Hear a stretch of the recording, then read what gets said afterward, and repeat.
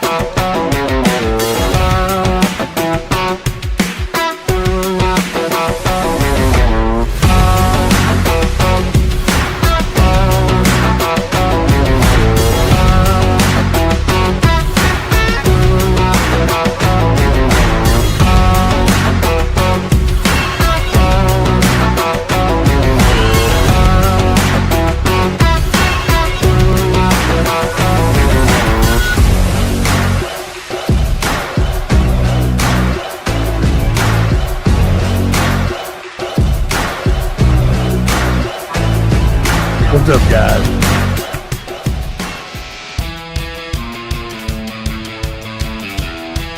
Be there in 1 second.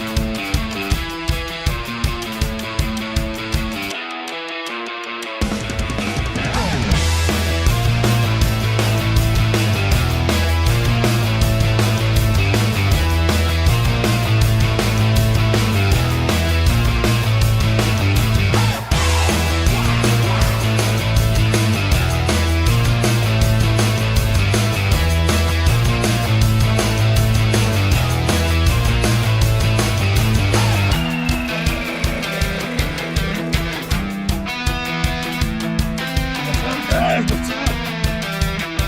Bobby B in the house. 15 days of Christmas. Hey man, look. Just had some shit to talk about.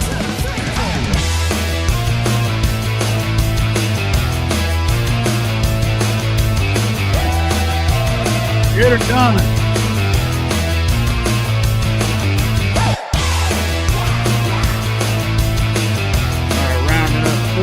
Get to that.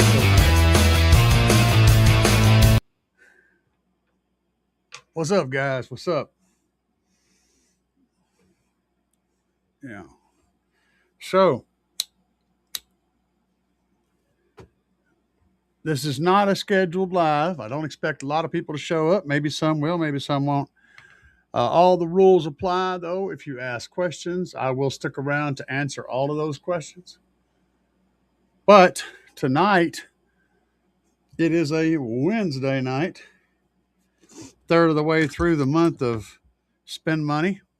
And I wanted to talk about something. So, and Bobby, you ain't even right, man. I know.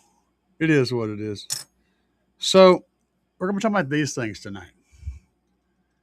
Yeah, A&L fuses. This is the most common fuse in car audio anymore. These guys. And I'm going to get into it a little bit because I've watched some different videos of different people. Watched Low Voltage's video several times, actually. I watched it back when it came out, and I watched it a couple more times to make sure I'm not missing anything. And I think I picked up on some interesting information. And I respect the company, and I respect their video very much. But we're going to get into that. So here's the thing. Most people have been running these things in their car forever, right? You go and order the ones with the name printed on them, and they're usually more expensive than the ones without the name printed on them. Enter whatever name it is you want to print on them. But the question is, are they better? Are they worse? Is there any difference between the one without a name and the one with a name? And is there any difference between between what name is on there? You know how I am about brands. Yeah. First of all, I don't believe there's any difference in the name that's printed on the fuse, obviously. I mean, stickers will gain you, 5 dB, but in this case, I don't think that's actually the case. However, that's not the all important thing to understand. What's important about these things, see, this one's busted open. That's kind of convenient. Though it did this on its own. Uh, this is an inexpensive, standard run of the mill Amazon. I'm trying to pick it apart here the rest of the way, which is not hard. Okay, fuse. So inside that fuse, this one isn't blown. Yeah, it came apart. And I can tell you where this fuse came from. This fuse came from this guy's fuse block right here. Yeah, the one that says a certain name on the front right there. This fuse block melted in this cat's vehicle. I made a video about this a while back, but that melted, right? But this isn't the important part. We'll get to that in a minute. There's a whole lot of shit happening in this video, so you guys pay attention. Okay, Michael Smith has already made a statement. That's cool. But we're going to get to that, Michael Smith. Now, this is what's inside the damn fuse. Okay, when you get the ceramic and the plastic or the fiberglass or whatever it is off the fuse, you end up with this part. And this is the important part. It's not the material that's on the outside of the fuse. It's not this plastic. It's not that ceramic. It's not the fiberglass. It's the thing on the inside. So here's the key, right? Look at this. Look how thin this is. See the thickness of this material? Okay, now remember, we're bringing in current on this thing right here with this big old thick lug, nice chunk of copper right here. All this material in this here, this big old thick copper wire, we're bringing it in here and we're telling it to go through this. Okay? So since we already know we're going to lose some voltage and some power trying to do this, right? The question is how much? Now, what elements can you see? You can see the general shape, and that tends to stay the same. From A&L fuse to A&L fuse, they're all shaped like this, okay? The internal part, the fuse link in the middle, is simply the narrowest part of that fuse. This is where all of the control over how much current you can pass without blowing it, this is where that happens, okay? One of the other things I noticed, though, in this style is you have the screw hole right here in the center. That's the rivet hole for both ends of that are in the center. And if you notice, that thins the material down on the ends here a little bit. So it actually kind of constricts the material a little bit because you have less material because of that hole. That's one design element. But the ones that I want to point out today are the ones I think are really important. The thickness of this material this way, the way you guys are looking at it, and the material that it's made out of. I think that the higher quality units are going to be, plated or tinned copper, either pure copper or tinned copper, and or something similar to that. Very controlled, very good quality, high conductive material, and the cheaper ones are not going to be so. Now, why ceramic, fiberglass, all those materials for the outside of this? One of the main reasons is what you're looking at right here. I pulled this apart with my fingers because it fell apart after getting exposed to a lot of heat. That is the main reason. I should not be able to take this apart with my fingers. Okay. Something like this is actually ceramic. I got this in shipped in the other day. And after looking it over, it's a very high pitched click. Let's see this one here. Yeah, it's a totally different clocky sound on that. The weight of the plastic fuse versus this one is about twice as much weight. This is definitely a different material. So why would you want ceramic again instead of plastic? Or in some cases, fiberglass is a good one too. It's because it's not going to deform when it gets hot. It's going to continue to protect this piece of uninsulated metal.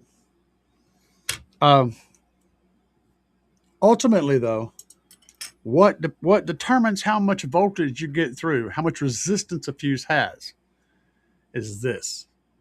Now, on Glow Voltage, on their video, I was able to see the key thing that caught my eye was, do I have it still? I have it somewhere stashed. Was how thick their fuse metal is. And let's see if I can go back and pull up a shot of this right there. So let me pull up the second screen real quick. I'm going to get to you guys' comments and questions here in just a second, so bear with me. I want to show you what my working theory is on this, and it is a working theory, so this is not 100% for sure, but I don't think I'm too far off, so let's keep that in mind. Now, if you look at the fiberglass fuse that he has in his hand right now, that's one of the glow voltage fuses. Okay. And we compare that to the same material here. You can see that that blade on that fuse is about twice as thick as this is. Also, take note of he has 4 of the rivets instead of 2, and the way they're positioned. So this material has a lot more metal material going through here than one with the rivets in the middle. That's going to create a bigger chunk of metal going into the fuse itself. And that big old thick chunk of fiberglass is definitely going to make that fuse more stable. In the event that it gets really hot or blows, it's going to keep it all contained better. Now, there is a downside to that. If you pay attention to how thick that sucker is, it might not work you may have an issue working in certain types of holders, but I doubt it. What I like about this, though, is the fact this is plated or tinned copper, a solid chunk of tinned copper. It's very thick. It actually looks like it's folded in half and then cut. If you see there's a seam down through here, I'm not 100% sure on that, but is it a good fuse? You're damn right it's a good fuse. Okay, here's another thing to notice is see how small the fusible linkage in here is? I think it's that thin because it's also very thick the other direction. So that thick piece of metal required a skinnier cutout for that 500 amp fuse. That's another thing that tells you that that material is really thick. And the one he's testing it against is something like the one that I have in my hand. So again, you're looking at a difference between a thick piece of metal and a thin piece of metal, and a better quality piece of metal versus probably much cheaper, less controlled alloy here that's going to have some resistance. Now, I can't test the resistance on the glow fuse, and I'm not set up to show you guys what I get from this. Not really. But I can test it and tell you, and you'll have to take my word for it. This fuse right here, I want to throw it on here. And with my multimeter, really? Hang on a second. Okay, there's 0. Is this one blown? Not blown. That's why. Let's test the ceramic one real quick. It's a control. Okay, this ceramic one is showing 0 ohms of resistance. This guy right here. And let's grab this one here that's been cooked pretty good. Super cheapo. It is also showing 0 ohms of resistance, but I don't have the equipment that he had to test with. So my accuracy of my little cheap Harbor Freight meter is not going to be nearly as finite as his. And also, this is showing 0 ohms of resistance. Uh, what does that translate to in reality? I don't know. But we tested it on the little meter here. So they all show 0 ohms of resistance on my little cheap Harbor Freight meter. Now, here's the thing though, when you start heating something up, the resistance will increase. And so if you've got a crappy connection,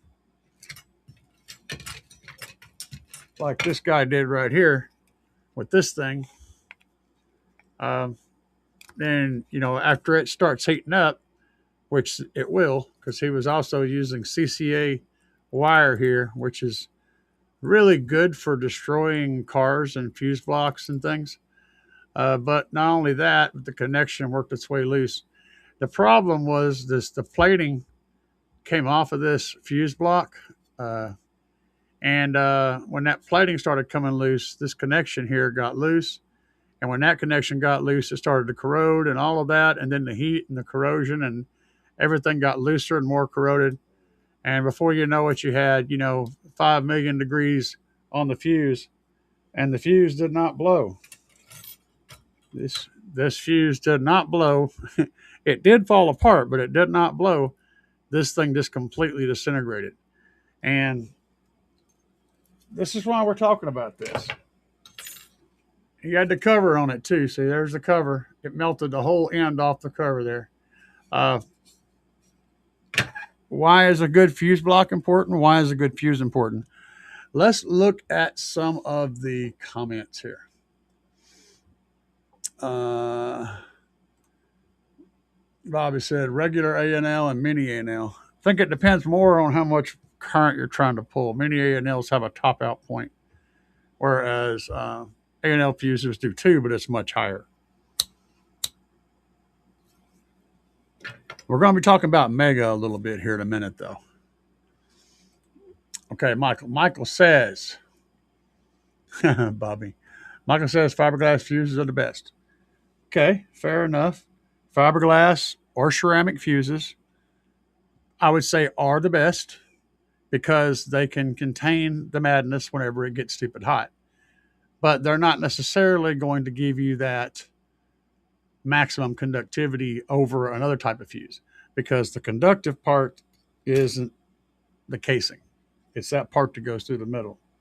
And it don't matter whether you wrap this with fiberglass, plastic, ceramic, or cat's ass, it's going to have the same conductivity through it. This is the part that makes the conductivity happen. And so that's kind of that. So understand that, yes, I agree, fiberglass and ceramic fuses are a better choice. But understand why. That's the important part. I don't think I own a single GP fuse. That doesn't mean that I wouldn't run them. I just never have bought any. So there's that. Actually, I take that back. I do have a couple somewhere. But to be honest, those GP fuses are simply just regular old fuses with GP on them. Nothing special about them. They do have a ceramic fuse, though, which is a good quality fuse. So, you can go to Glow Voltage, pick up one of their fiberglass fuses. It don't matter. The point is the thickness of the metal is the key, and also what that metal is made out of is key.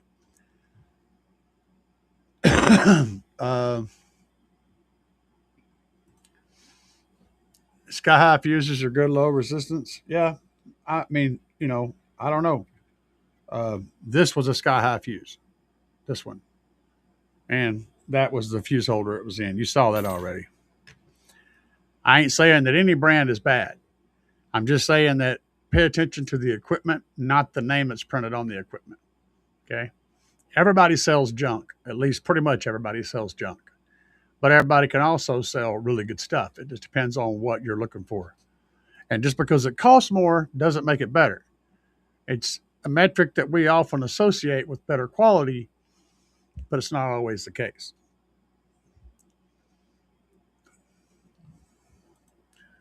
Bobby said, make sure anchor screws are tight. If they're loose, it will arc and catch fire. Damn sure can. Oh, that's something else we wanted to talk about too, is the failure of the fuse. How they fail and how that failure is contained. Because that is a thing. It's a very relevant point. What's up, Niles? That's incorrect. It's thicker because I have 500, 400, and 500 amp fuses that are made out of the same thin material as that. That's a 500 amp fuse, and I've got some 500. I've got some 650 amp fuses, and the blade is still the same thickness as that. What changes is the middle part where the fuse happens, this part in the center. That part will change thickness for higher amperage. But the thickness of the blades stays the same across one fuse manufacturer's lineup. They won't change. For example, their 500 amp fuse probably has the same thickness of the blades as their 250 amp fuse. But again, I'm just clearing shit up. I'm not letting it slip. I'm going to let you guys know what I think. And if anybody thinks I'm wrong about any of this, by all means, let me hear your argument. I will love to address it. Thank you, sir. Glow Voltage has an interesting video about fuses. Found out some interesting stuff about scar fuses in particular. I was just referencing that, so it's actually on the screen right now. We have watched that video many times. Yeah, that's the other thing is amperage. But the reason it took less amperage to blow the scar fuse wasn't because it was misrated. It was because heat built up. So if you have, like I said, if you have bad conductivity, you're going to develop heat. If you develop heat, you're going to make it even less conductivity, and you're going to melt the thing down, or you're going to blow the fuse. One of the two things are going to happen. That's not how fuses are supposed to fail. They're supposed to fail from overcurrent, not from over temperature. However, a ceramic fuse, if it's over temped, won't do the thing where it falls into pieces. Okay. That's a really good thing about ceramic. It maintains its shape, even whenever it's way over temperature. And yeah, these little inexpensive ceramics I got are definitely ceramic. However, I don't think that actually helps anything. I think the important part about most fuses that happen to be ceramic is that thicker material, that thicker metal and better metal. It isn't the ceramic that's important, it's the metal.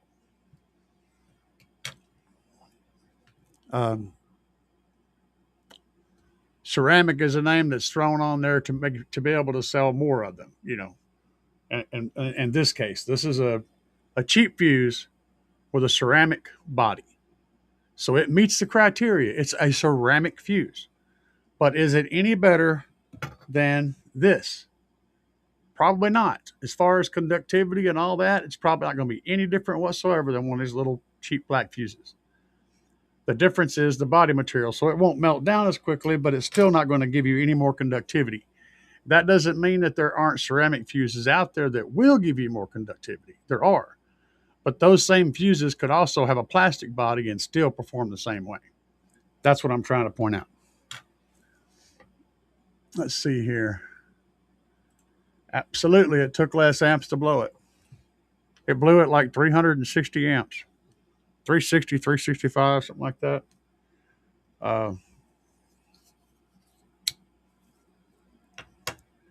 But honestly, I'm not going to complain about a fuse blowing. I'm going to complain about a fuse not blowing and a fuse that's dropping voltage. Those are the things that I can't deal with. I can replace a blown fuse. Um, you're absolutely correct, Debbie. Had higher resistance versus the other fuse. He only tested 2 fuses. He tested a cheap ass fuse from Scar and one of his one of their fancy fuses, fiberglass fuses. Let's see here. SMD fuse holder and even those expensive fuses have zero concerns. Sure, yeah, like I said, here's the thing: if you're fusing high enough to where you're not ever going to blow fuses, that's not the point of the video. Okay, that's not really the point we're making tonight. Tonight, what we're talking about is resistance in the fuse. So what I want you to do, and I'm sure it's fine, but take your SMD fuse holder, and the fuses that you're running. Just check your voltage before the fuse bank and to a ground, and then check it after the fuse bank to the ground and see if there's a drop over the fuse bank. See if that voltage drops any from before the fuse and after the fuse. That's the question. Does it drop? And you got to check it in 2 different times. You got to check it like at idle, whenever you're pulling a small amount of power, and then crank the system up and check it again and see if the voltage is the same across both of them. That's a key. And then also check the temperature of that bank. If that bank is getting anything up over about 120, 130 degrees, it's causing resistance, which means it's fighting voltage. That's a big deal. They should never get really hot for any reason. If they are, you got broken stuff. You got problems. You have a bad fuse. You have a bad fuse block. You have bad connections. You have something wrong. That fuse should never get over 130 or so degrees, ever. In my system, I've checked my temps on all of my fuse banks throughout during the show when I'm giving it platefuls of spaghetti, and I never see over about 125, 130 degrees on any of my fuse bars or any of my bus bars anywhere on the vehicle. I go around with a temp gun and check all that stuff on a regular. So if you're seeing more than that, that's bad, because that means you have resistance, and resistance means you're losing power.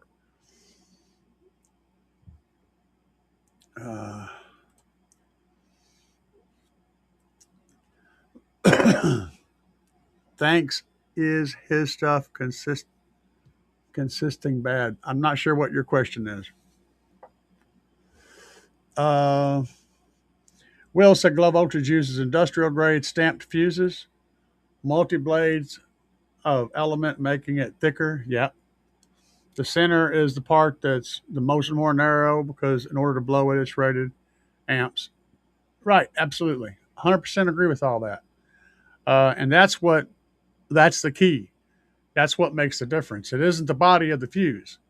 And the reason I'm on you guys about this, okay?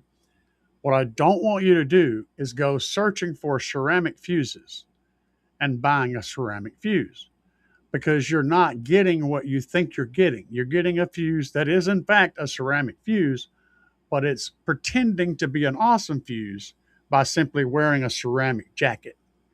Okay. You got to look for fuses that have that nice thick blade so that you're not losing power there.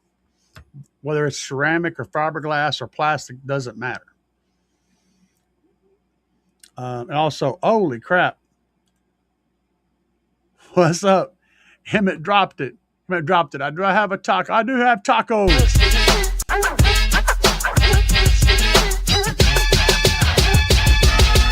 Crushing on these tacos, we buy the fiesta. Guac on the side, man, you know it's the best. Lettuce and salsa, stack it high, make it pop. Crunch in my mouth, can't stop, won't drop. Sliver scissor in, flavor's cone is so sweet. After one taco, I'm in for a repeat. Bite after bite, got me dancing in my seat. Hitting up the taqueria, can't face defeat. Taco love in every single bite. Feeling good, every feast all night. Deadpool girl, man, she's awesome.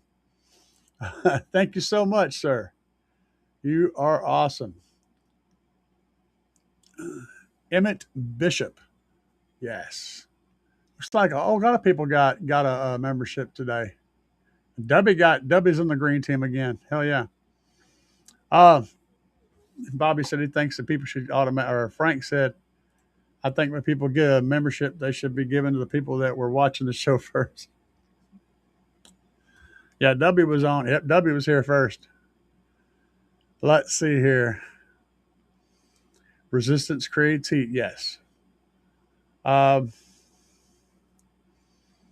that's not a bad idea, man. Using dielectric grease on connectors under the hood. Not a bad idea. For the most part, I would say probably 99% of the time, that's a solid plan. But again, it's all about the conductor. I mean, think about what we're doing. Like I said, you're forcing all of this current that goes through this big old chunky chunk of copper through that tiny little piece of metal inside there. So that metal has to be on point. That metal needs to be made out of some good stuff. Let's see here. Location. I don't know what Young said. Obviously popped up a thing, but it doesn't show up as a thing. Sometimes they work and sometimes they don't. Yes, 100%, dude. I check for loose connections. Okay, so here's my routine. Uh, my vehicle, if I'm not using it, is always on charge. I've got the bank charging right now. I've got a 1 amp charger that sets on it and it charges it all the time. Um, the day before the show, I pull all my covers, go around and hand check every single connection from the battery all the way to the amplifiers. Every single connection. This is the day before the show. Um, if there's any doubt whatsoever, I put a wrench on everything and see if I can move it a little bit. I check them all, especially the ones in areas that vibrate. I lay down under the vehicle several times a year and check my power runs from the front to back and make sure they're not getting in any trouble. I don't check them before every show, though. Then the day of the show, that morning, I go in the amp rack and one more time and I go around checking every connection again because I don't want to miss anything and have anything messing up. I visually check all my fuses, check all my fuse connections, everything. Pull on wires, try to turn them and twist them and see if they move all the way through the system. And then after the show, when I get home, I usually crash, but the next day I go out there and do a test again. I go around and check every connection again. So I do that at least once, usually twice before a show and after a show, every single show all year long. Now, most people haven't ever checked their connections since the day they made them. Uh, so I think I'm doing pretty good. And have I ever found a loose connection? Yes, I have found loose connections. And it was because I was tightening up something and forgot. I tightened up this and this, but I forgot to tighten up that. And going around and checking everything, I found it. And I was able to tighten it up and it never caused any problems. So most of the time, though, no. Once you've had something nailed down for a while, it typically doesn't really change after that. But I still check them.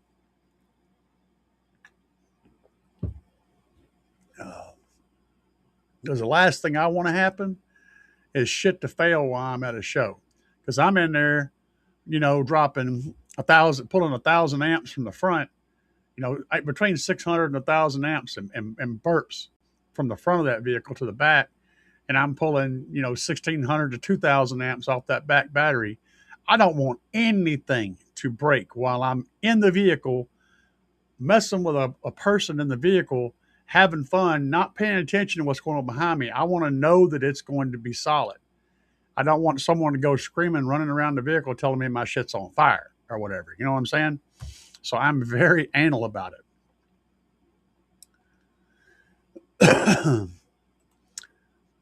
Yes, the conducting material is absolutely the most important part. And like I said, having that cover on it, that just gives certain sellers the ability to charge you more for the cover. It doesn't really do anything towards helping you. I mean, I can put this piece of a material in my fuse bank and it would work just like any other fuse until it blew. So the question becomes, well, why did they put the cover on there?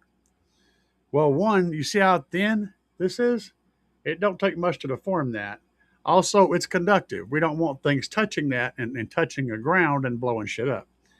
But the real most important reason is whenever this fuse reaches a point to where it does fail, they want that failed material, that liquid metal, and that spark and liquid metal and all that stuff to be contained inside this block so that it doesn't cause problems elsewhere. Um, you don't want that 2 or 3 thousand degrees, and yeah, it gets that hot. 2 or 3 thousand degree molten metal from this piece breaking, dropping through a piece of plastic into your fuse block or whatever, causing problems or shorting out somewhere, and a fuse not being able to do its job, causing a bigger problem. You don't want that. That's why there's a cover on here. Now, the plastic that they use, these cheap ass fuses, is fine for that. It actually handles that quite well. You'll very rarely see a blown fuse where there's actually, like, this fuse is blown. It's a blown fuse. But you can see, although the back, let me get the light just right. I don't know if y'all can see that or not. The back, okay, see how it's kind of deformed a little bit? It's kind of got a bow to it. And the front looks a little wavy, especially around these rivets. See how it's kind of got a little bit? That's because that rivet got hot and the plastic, melted and deformed a little bit. But ultimately, this plastic performed exactly the way it should have. So this worked fine as far as being a fuse goes. Now, with ceramic or fiberglass material, it's not going to deform at all. And so it's going to stay structurally solid even after it blows. That's the big advantage of these types of materials is the blown state. Now, while it's still operating as a conductor, those materials are really irrelevant. They do keep the whole thing kind of stiff and keep it from getting broken, and they also insulate the thing. But I wanted to talk about mega fuses. Give me just 1 second. I'm gonna look them up on here because I've got, and again, there's good and bad mega fuses. Okay. So they're not all created equal. Let's have a look over here. Let me pull this up real quick. I wanted to talk about this. So these are mega fuses. They're slightly smaller. They're maybe 3/8 of an inch shorter than A&L fuses. These are 400 amps. So a couple of the things I want to point out. This particular batch, the thickness is important. They're not all that thick, right? Maybe a tad bit thicker than the cheap A&Ls, but they're not all that thick. But notice where the rivets are. The rivets are on the sides, so there's more material going through the center there into the fusible link, and also it's all contained inside there. And I would say that plastic, maybe that fiber impregnated plastic, which means it's not going to melt like other fuses are. I do like the fact that they show you where to go right here. They actually show you that it is 0.3 whatever, was that 0.3 millimeters thick, 0.03 millimeters thick. I don't know those weird measurements. I only understand American. That's 3/4 of an inch. Okay, is that what that says? 3/4 of an inch and 2.71. Yeah, I don't know. Anyway, it shows you the damn measurement. 0.03 whatever is right there. So that's cool. That's a nice feature. But the one thing about these fuses are that most of the automotive world now is using that style of fuse. They do not use A&L style of fuses. And I think it's just the overall construction. One of the things I noticed, though, let me go back over here. You see how short the distance is from the post right here over to the center, there's not a lot of metal between that hole and that body, right? Um, I think that makes a difference. Whenever you're dealing with when you're dealing with running a ton of current, 400 amps through there, I think that distance between those holes is a big deal. And they're a little bit shorter. I think that actually helps. Also, whenever there's a bolt and everything on here, you pretty much have nothing that's sticking out in such a way that it's going to possibly be easy to short out. I think that the mega fuses just might be the better choice uh, for car audio, especially under the hood or where you've got wires running outside the interior. I think that may be a better choice because that's what the manufacturers are using for a lot of their fuses or that style of fuse. For that reason, it's under the hood. It's being exposed to the heat, the grime, all the stuff. The water, the salt water, all those materials, all those things that typically make electronics that we add to a vehicle get destroyed. Well, that's kind of what they're there for. So under the hood, I think maybe the Mega Fuse is the better choice. That said, though, they're not all created equal either.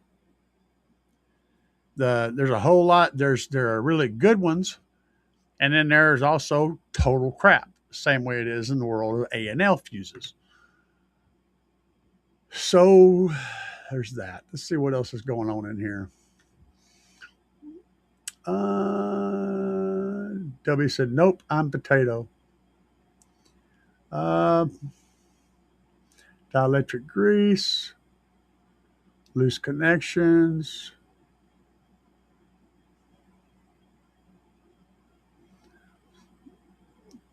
Yeah, I agree. But I wouldn't do that because your post, your connection, your posts are not designed to carry that much current. And I think you could end up developing too much heat in the hardware that holds the fuse. That's sketch, is what I'm saying. Red Pill said, is Gary feeling okay? Has Bobby taken his temperature? All the impromptu live streams. My life is impromptu, my friend. ISIX. I have DD 1506 subs with a 1600 watt amp. So two 15s and a 1600 watt amp. I go to a 250 McMahon alternator. Will this be okay with stock battery till I get an excess one? Lithium is not an option because it's a single cab. Yeah, lithium is still on the table, bro. They have lithium batteries that'll fit in very tiny spaces and shapes. But I'll point out this. Your 1600 watt amplifier is going to be pulling 160 amps. A 250 McMahon alternator, probably replacing something that was maybe 150 amps or 170 amps. That's going to give you 100 to 125 free amps of power. You're pretty close to making the right amount of power with that. Now, the thing about the AGM battery is it can only be charged at like 30 to 50 amps of charge at one time, which means you can only realistically ask it to produce 30 to 50 amps continuously. And that's only if you're able to keep feeding it power back into it. So going with another big battery, like changing out that battery, is not going to help you any. That's what I'm saying. As long as your stock battery is in good condition, it's relatively new and in good condition, it's going to perform just as well as your excess power battery that you're looking at. It won't say excess power on it, but it will still perform similarly. provided it's an AGM and not lead acid, not flooded lead acid. That makes a big difference. Let's see. So as long as it's an AGM battery, you don't need to replace it. You could add a second battery, depending on whether your vehicle has room for a second battery location under the hood.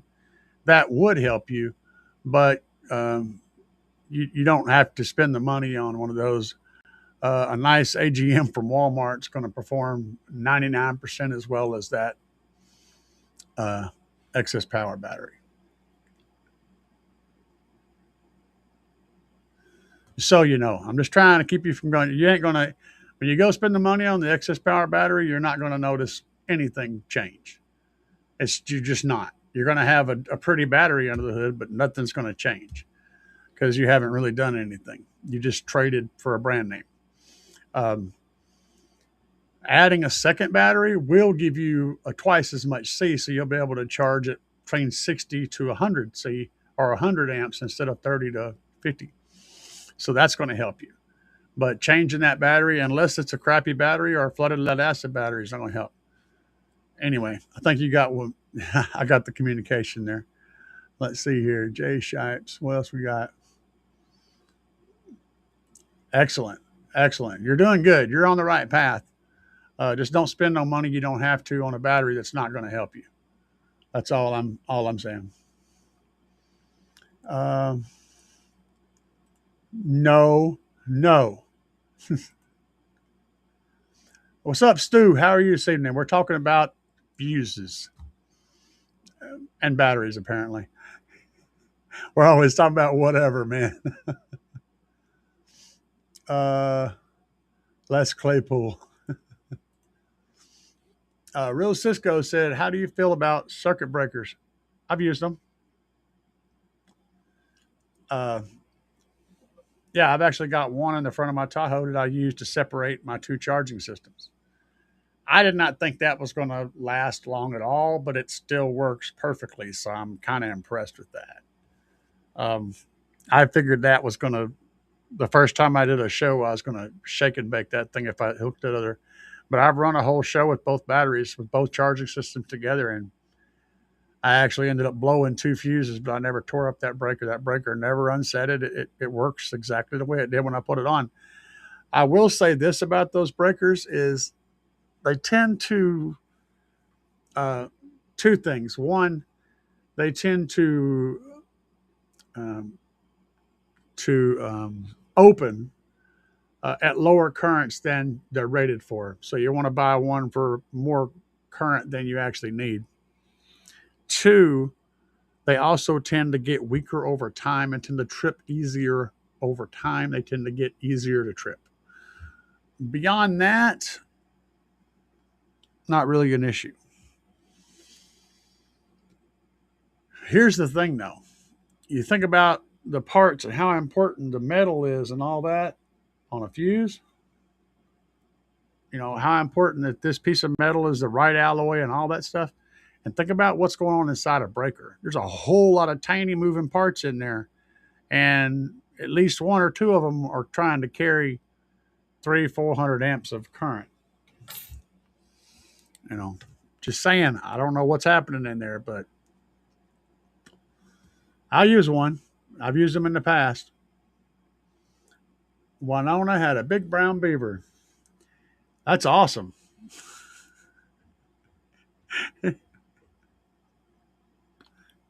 You guys. SMD ceramic A&L all day. Not bad. Let's go look him up real quick.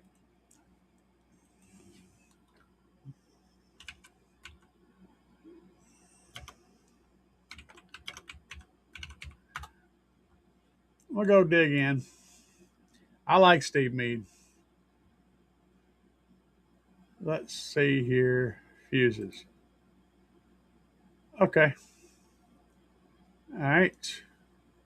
Let me get my little, get this thing up where y'all can see what we're doing over here. I'm over here on Steve Mead's page. So here is our ceramic A&L fuses. These are Looks like they're 100 amps listed right here.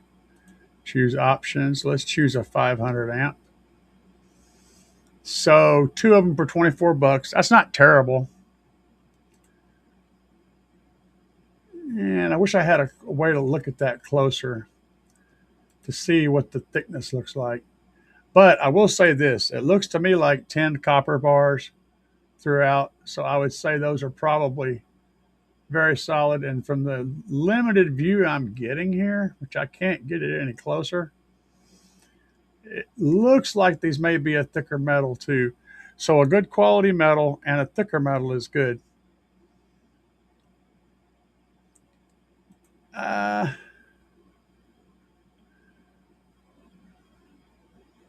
I don't know.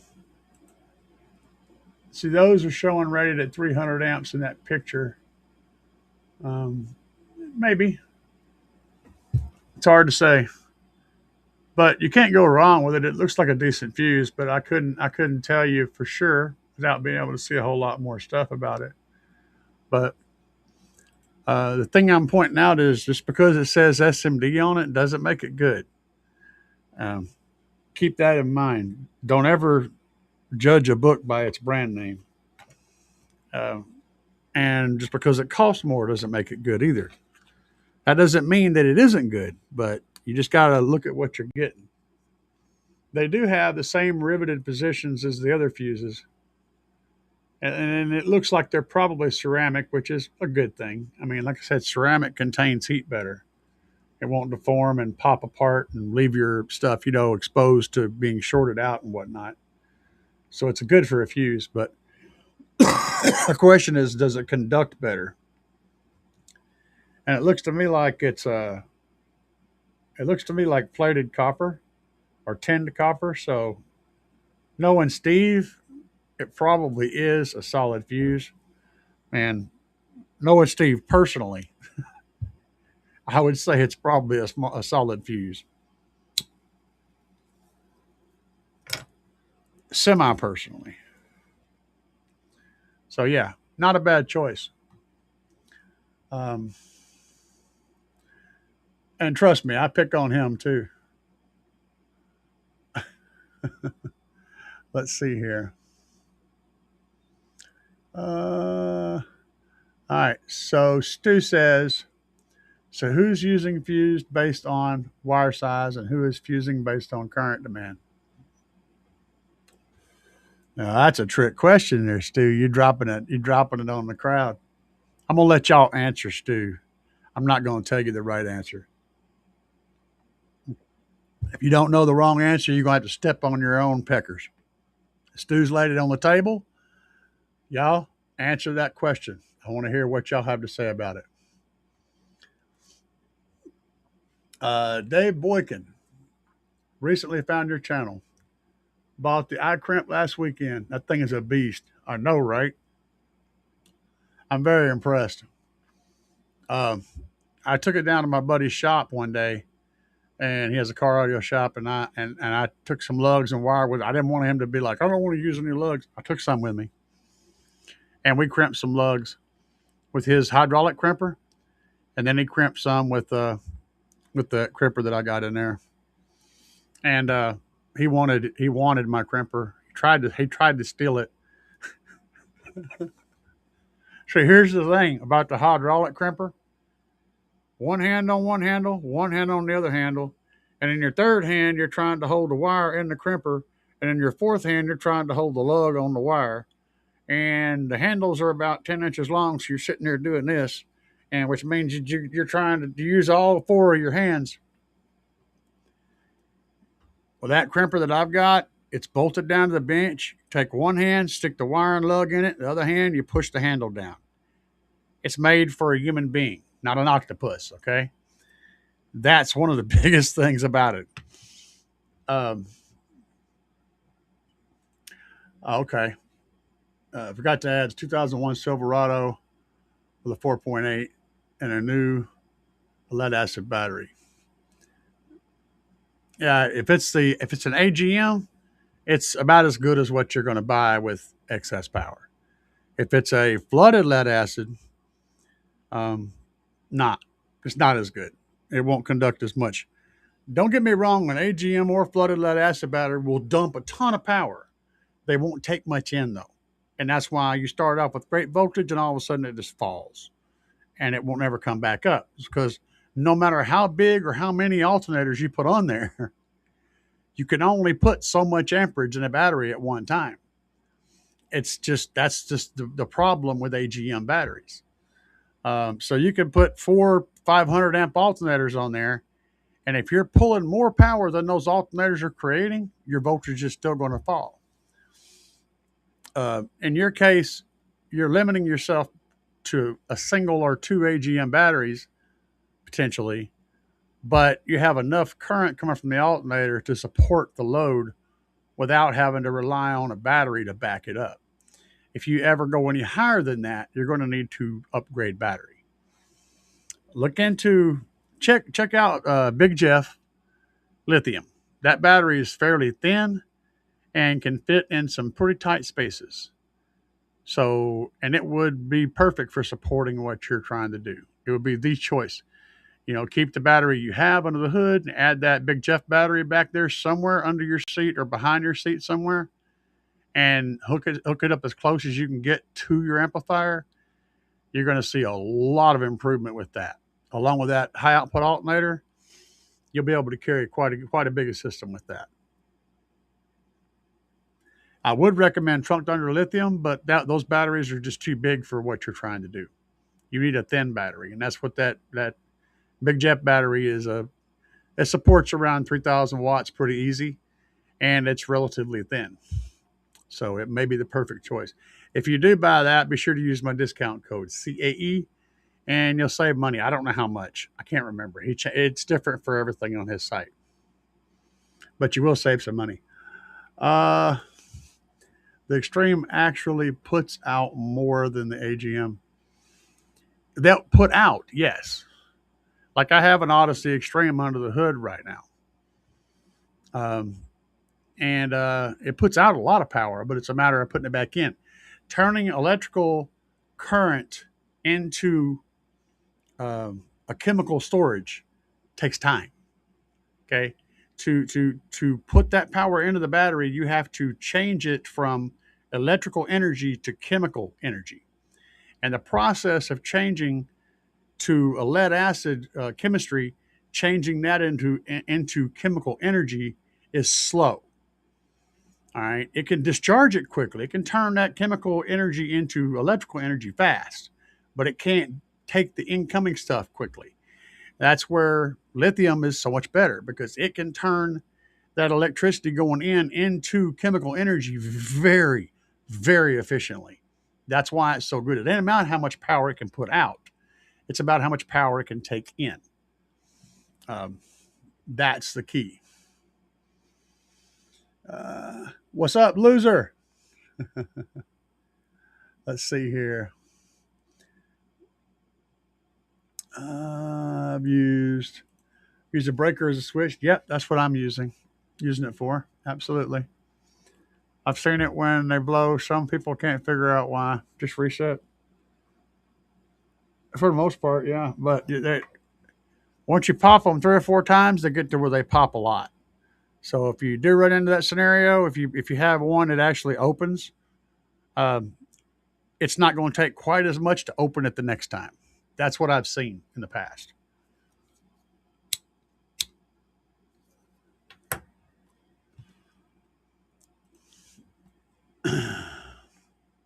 Yeah, fair enough. So yeah, Glow Voltage has he's saying Glow Voltage has those in a 4-pack for about the same amount of price.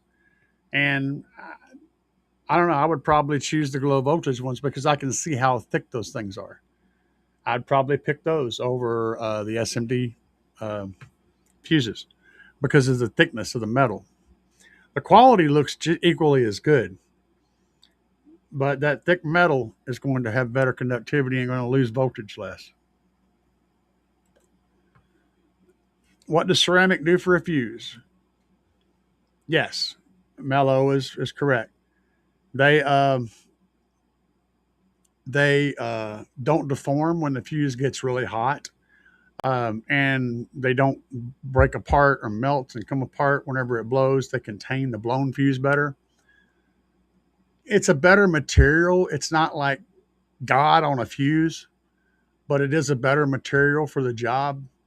So if you have the option, fiberglass or ceramic, both more expensive materials to put on a fuse, they will perform better than plastic on a fuse, but they don't actually help the conductivity of the fuse. That comes down to the metal type and the metal thickness. That's mainly what we're talking about tonight. And you are correct. They do hold up to the heat, yes. Uh, just watched your fuse holder video. I'm running the exact same Amazon fuse holder with charm. Yeah, I'm looking at switching over. I probably am going to switch over to mega fuses for my underhood fuses. I think they're better suited for that environment, and on the average, I think there's a better selection of quality fuse holders in that style of fuse out there. The automotive world hasn't gone, oh, we need to sell millions of cheap ass versions of this now because everybody wants this. That hasn't happened in the mega fuse department yet. We're still selling stuff that actually is rated for the power that it says it'll do. So we haven't really run into a big downhill slide where the quality drops and the prices and all that stuff. That big sea of madness of car audio stuff.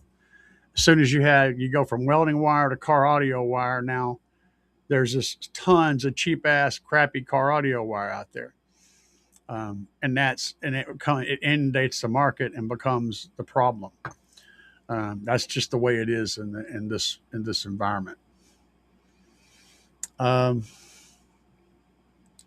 Stu says ceramic is really good insulator of heat, extremely good insulator of heat. We use ceramic tiles on spacecraft because of the reentry. But it isn't the kind of ceramic that you think it is. Most of it is a totally different type of material, but it is a ceramic tile. And yeah, you can take a ceramic plate and set it on a fire. It takes forever before heat starts to go through that.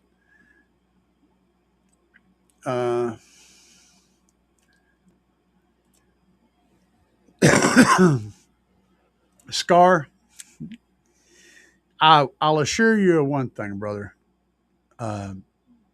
They're not going to be a quality metal.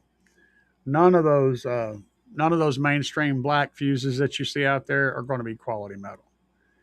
None of them. It don't matter what name brand's on them. They're all buying these fuses from the same place. They say, "Hey, I'll order, 100,000 of these fuses with this printed on them." They go, "Okay, bam," and then they get them in crates and they sell them. That's how that works. Some companies do very boutique stuff, like Glow Voltage, for example. They are manufacturing a very specific type of fuse. And it's 100% obvious that it's not something that your run-of-the-mill fuse factory makes. They have it manufactured probably in China, but that doesn't make it bad. Their design is built like a tank, if you ask me. If and I don't like, I don't like pushing a brand, but those glow voltage fuses, they look really good. If I'm going to stick with A&L, and that's probably what I'm going to do is order a batch of those because they're absolutely well-made fuses, at least right now.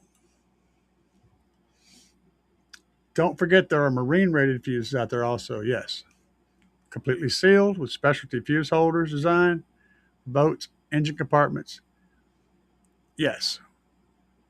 And that's what I was talking about. So one of the things that you have, if you want a true marine rated or a true non-spark fuse, the element that breaks apart is actually encased in sand.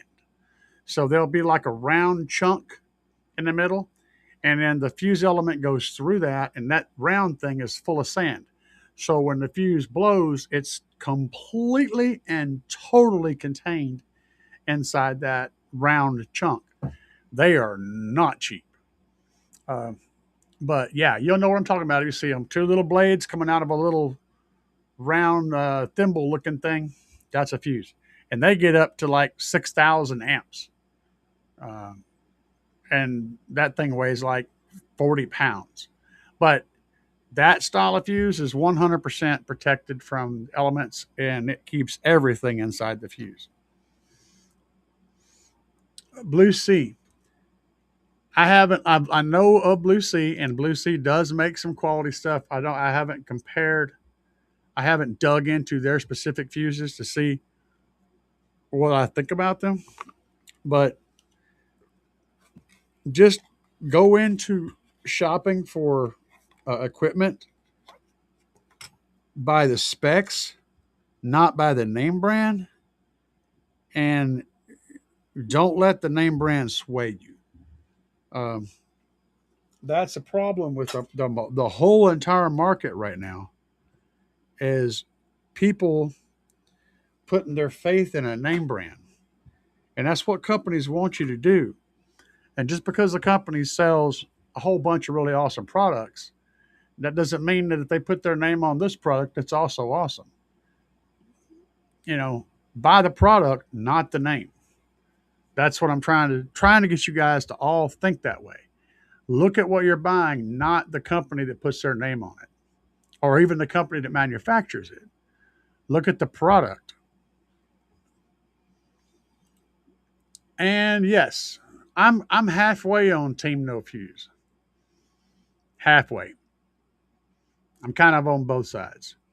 I fuse my runs from the front to the back on both ends. But the power that comes from my batteries into my amplifiers, there's no fuses in there. Those runs are as safe as they can be. They're all firmly attached and firmly secured down, and there's no need for a fuse in that run. That's just my opinion. But the fuse, the ones that run from the front of the vehicle to the back, I have fuses on both ends of that run.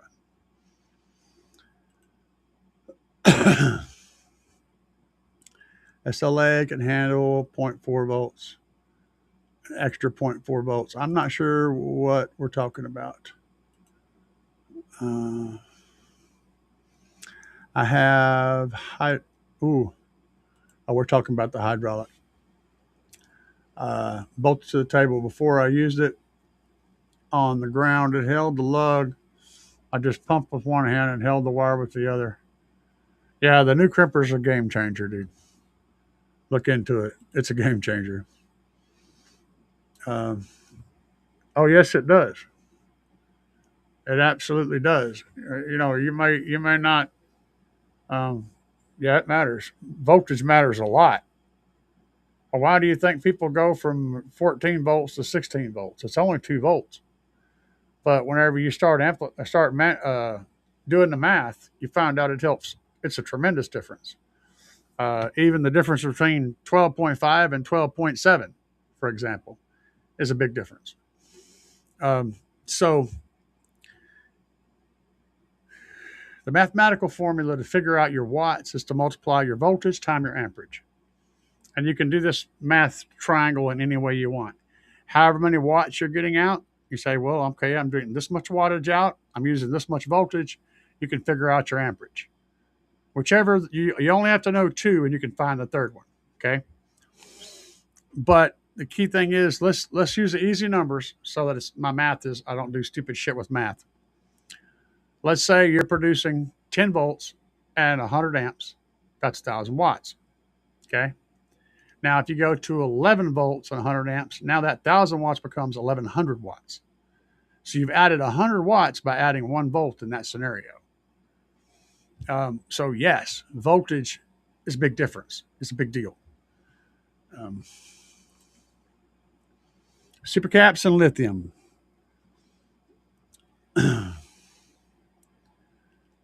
Yes. I'm running what I would say lithium and supercaps. I'm running 500 farad of supercaps on my 2 trunk thunder lithium 200 amp hour bank. Honestly, I haven't noticed a difference after adding the supercaps, but I had them, and so I put them in. Didn't really need them, But if you got them, you might as well use them, right?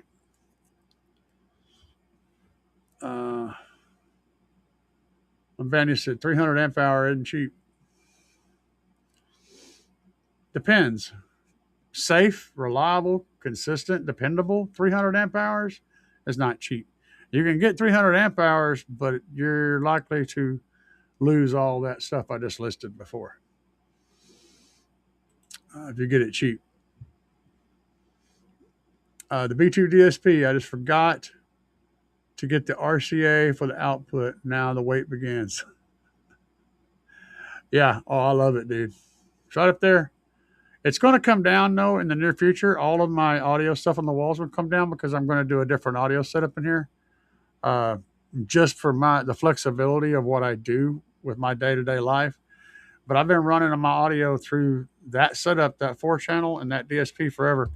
I'm going to end up moving the 4-channel and probably the DSP as well to a stunt wall in my Tahoe. I'm going to run the whole stunt wall off that one 4-channel with that DSP. And it'll be separate from the rest of my system in every way except it'll be pulling its power from the same place. I'll be able to Bluetooth to it specifically, control it separate. But I'm also going to have an input running from the other DSP to this DSP. So if I want to, I can play it all at one time. I'll have the option of Bluetoothing straight to this DSP and playing just it. Or I can switch over to the input channels and run a signal from my other DSP to this DSP. And then I can play all the outputs the same. Yeah, because that's how I roll. Isaacs, thank you. I'll look into that lithium battery. Yes. The Big Jeff battery, it's a good battery. Like $300. It's going to do way more for you than putting another AGM in there. So do I connect the charging wires from the alternator to that lithium, or do I go from the stock battery to the lithium? Either one. It doesn't matter. You're going to get pretty much the same results either way. Always the best way is to go from the alternator to your rear bank, a straight run, but the difference is negligible. If your wiring is inconvenient, if it's more convenient to go from the front battery to the back battery, do that. As long as you're running a big 3 from the alternator to that battery, so you're getting plenty of conductivity across that L. If you're not running a big 3 setup, and you still got stock grounds and all that stuff, just run straight from the alternator bracket for your ground. And from the alternators, the big power output for your positive, and run those 2 wires straight back to your lithium battery. And you can eliminate having to do a big 3 at all because you're going to be pulling it right into the battery. Hopefully that answered your question. The glow fuses have 2 rivets on each side. Yes. And that's something I talked about earlier in there is I think ultimately, let me get my little piece here again. I think this is a shitty design. I think this is a company trying to save money, but all of them are like this. So they put those rivets through the middle, and just look what it does to the middle of this structure, the way it's made. If you're an engineer designing a fuse, this is a cost measure. Clamping it here. Clamping a rivet on each side allows this whole piece to be solid in the center that goes out to that bridge. I think it's a better design, but it's going to cost more. The one thing is, like this, you can either way it turns, the rivet can go in from either side and be the same. It's symmetric in the center.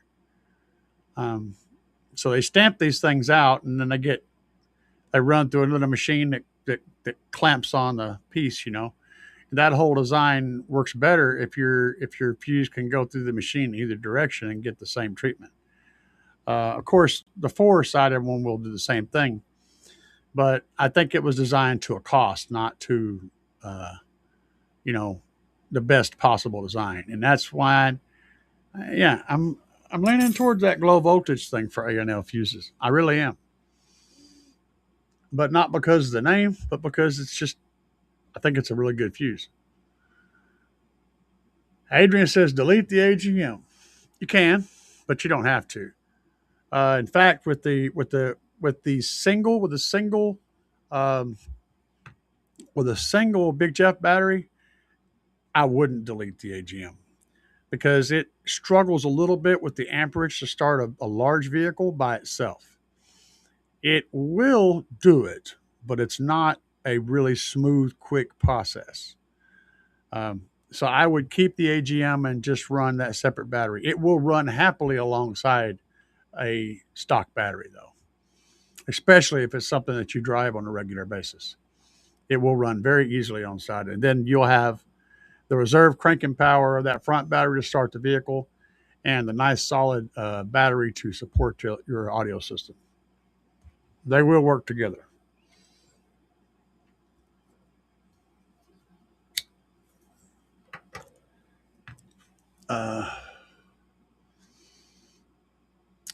Ceramic is on spark plugs. Sure. High heat, high electrical, high heat. Yeah, you got to protect that shit. I've been using ceramic on insulators since. Oh my God! You guys ever been in a house that had the like a 80 or 90-year-old house that still had its original wiring? You know how they run the electrical system in those houses? They didn't have insulated Romex like we have today. They ran two. They ran two wires through the attic. It looked like if you've seen an electric fence, it looked like that. Like imagine an electric fence wire, and they used little ceramic things that looked like a thimble with thread on it. They looked like those, and they would run the wire through the attic side by side and connect it on the ends with those little ceramic deals, and then it would go down the wall as two wires, separate wires, bare wires, go down the wall, and when it got to where the plug was, it would turn and go to the plug, or it would go through the ceiling, and then it would come into the light, and then they would have a little fabric covered wires to run off of that to do lights. All the walls, all the wiring running through the walls was two bare wires, and it was connected to ceramic insulators on either end. That's how they used to do the wiring in houses. And the funny thing is, as crazy as that sounds, it's even crazier to see it in person. But as crazy as that sounds, those houses that were wired that way or still wired that way still work. It was a solid way of doing things. Rats didn't eat through the insulation and chew up that Romex wire like they do. And, fire wouldn't burn those wires. They just stayed separated, and they did their job for 100 years. It was a great system. It's all bare wire. So, yeah, if you climb up in the attic, you would very easily get shocked real good by touching one of those wires running across the attic. Real stuff, man.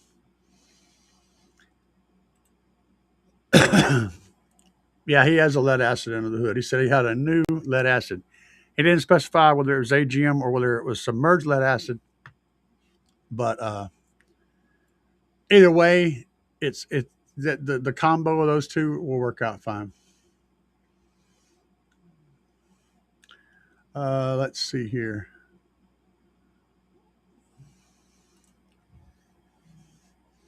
Banny said I'm using that single A&L voltage meter holder under the hood with battery. Watch out for those holders that have the voltage meters on them. Not that it's a bad thing, but most of the ones that I've seen that have the meter on them, and it's a fuse holder with a meter on it, most of the ones I've seen that had that configuration were not the best quality. They had a bad, crappy plating on the metal, and they can degrade and do this. All right. See, let me show you guys up close. I want to see you up close. This is the less destroyed side. See that plating on there? You see that? That plating, I'll give you a better shot. It's hard for me to get the lighting right and everything. That plating, all right, see how it's blistered up right there? Okay, well, on this other end, here's the worse end. See, it's blistered up, but it's also popped completely off.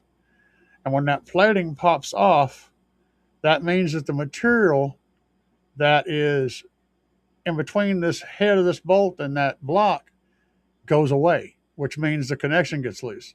And the same thing happens in here where the wire goes in to this, that plating inside there pops off, and then this connection with this crappy CCA wire, which is all green and fuzzy, that connection gets loose. And then you end up holding something like this and going, why didn't the fuse blow? Because the fuse don't blow from heat. It blows from overcurrent. That's a heat problem. So you don't want to end up with one of those things. I've had that thing for several years now. I was up at my buddy's shop and one day, and the guy come in and he's like, man, I need a new fuse holder. And I went out there and helped him, even though I was just hanging out with my buddy's shop. I went out there and helped him. And I was like, yeah, we got some stuff in here. I fixed him up with a new fuse holder and everything in his car. And I said, do you mind if I keep this one? I want to use it for YouTube. And so I've had it ever since. And it's a great illustration of what happens whenever you have bad connections. A whole lot of things happen badly, but all of them are important. They make metal fuse holders because the plastic ones keep backing the set screw out. You don't really want a metal fuse holder. If you're having some kind of issues in that regard, go down to Dollar General and get yourself a cutting board, one of those PPO or polypropylene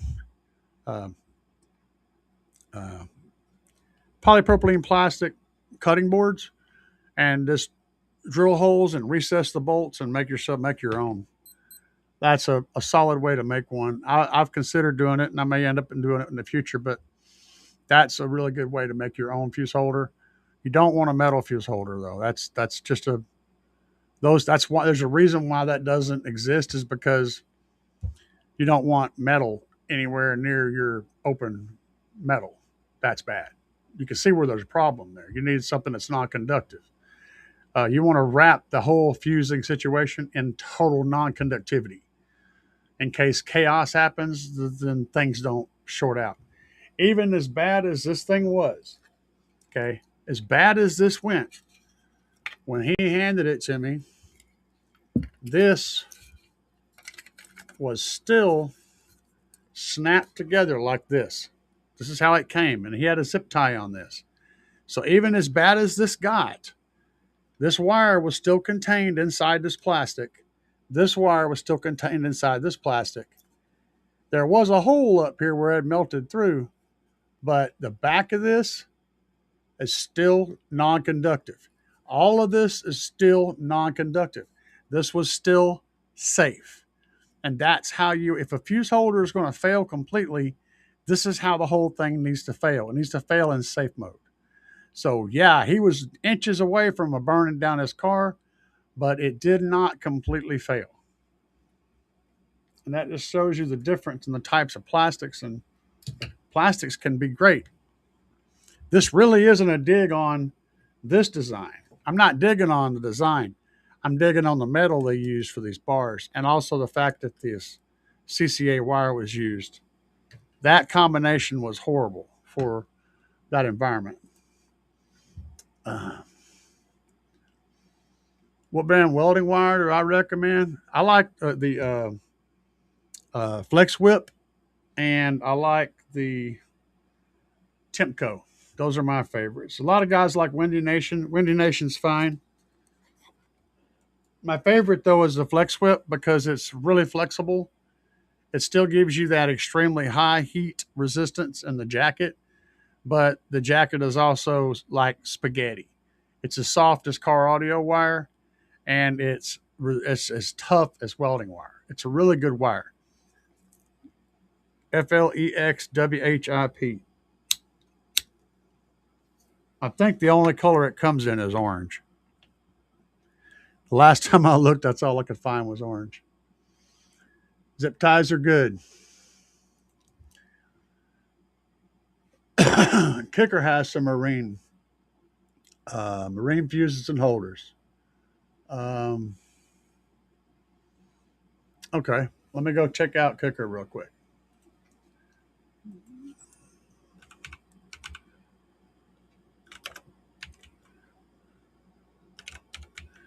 Bear with me a minute, and we'll be there. We'll get her there.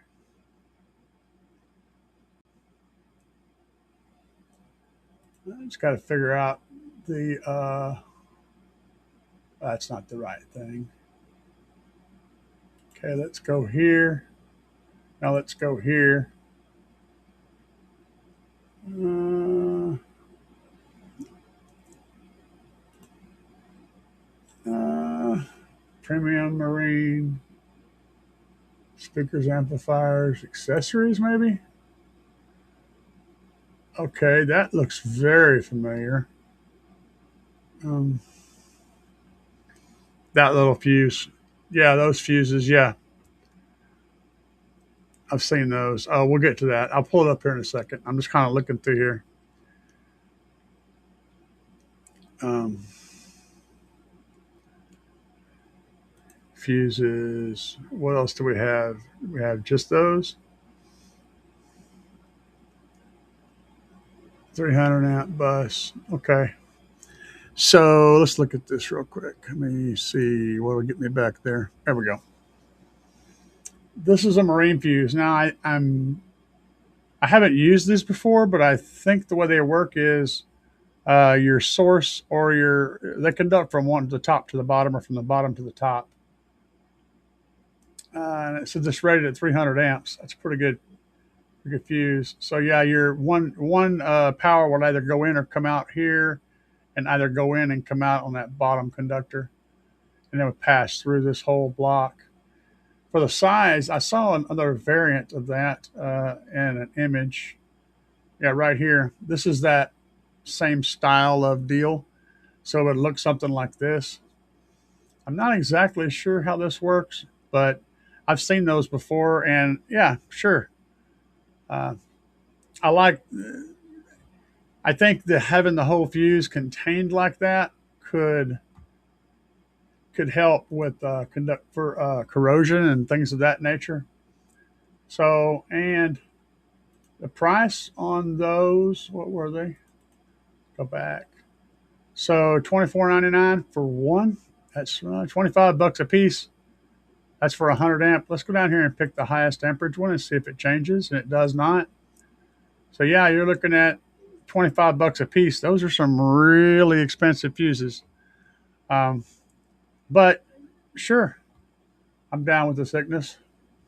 My only problem ever with Kicker is, man, a lot of their stuff is really expensive, and they're one of the few companies, Kicker and Sundown, I'll say, are really the two that are honest to God developing new tech and building new stuff and making advancements in car audio and like pushing and pushing and pushing. They're actively building and developing new stuff, and they literally have the right to charge a lot for their stuff because they're putting tons of R&D into it, and they're making new stuff all the time. That said, I can't afford to live on a Kicker life, man. I can't afford to live that life. They have the right to charge it, and I think it's worth the money. I just can't afford to pay it. Um, let's see here. Flex Whip. Yeah, Flex Whip solid, dude. Wait, I mean, I got a lot. I've used it quite a bit. I've got some in there, but um, I mean,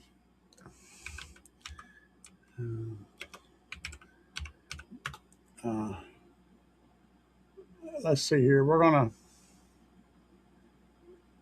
Not sure where I'm gonna go. It's everywhere.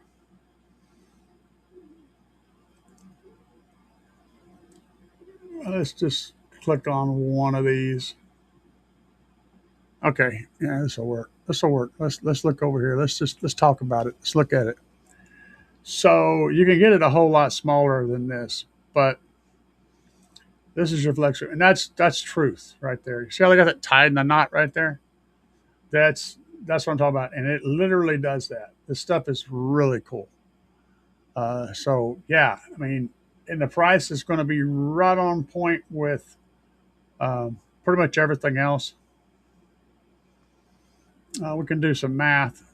Let me find I found that you need to go with a 2 alt of anything welding to get the same as a 1 alt car audio wire. So If we're looking at 50 feet of 2-alt flex whip, all right, which would be the same as a 1-alt, 50 feet at $300.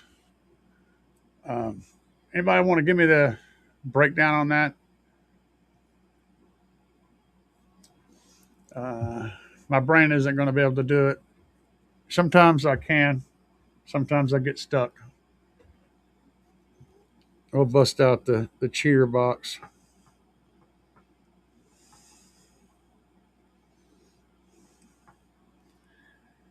What's 305 divided by 50? 305 divided by 50 is 6.1. So that's $6 a foot. And I think 5 a foot's about what everything else is running, so it's a little bit more expensive.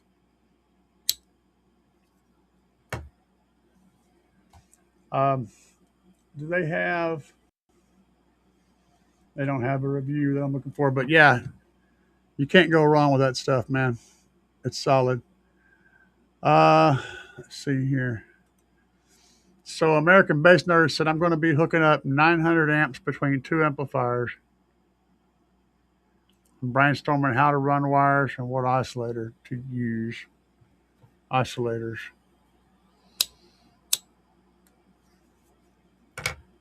Isolators. Why are you using isolators?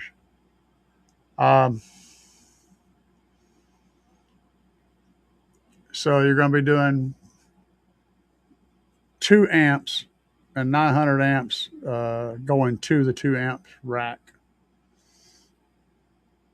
Yeah, I don't know. I need to talk a whole lot more before I can give you advice on that. I'm not sure why you're using isolators. I mean, they're a tool, but you don't always. I mean, honestly, the one of the last things you want to have to use is an isolator. You kind of have got cornered into a point to where you need an isolator. You want to design around not using an isolator if at all possible.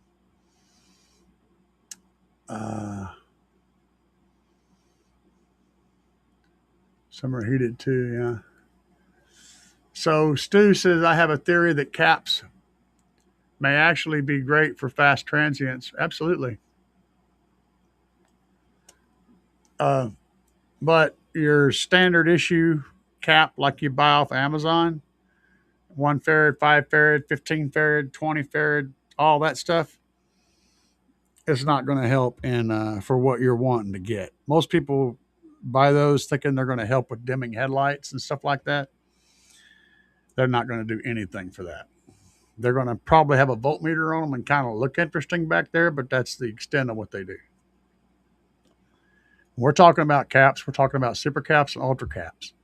300, 500, 2,000 farads of capacity, of capacitance. Got to be specific on that. But yes, they will. And a regular cap in the right circumstances can help with transients, but not really bass transients, more mid transients. Is it going to help a little bit? Yeah, but it's not going to stop your headlights from dimming or anything like that. More for an SQ setup, yes.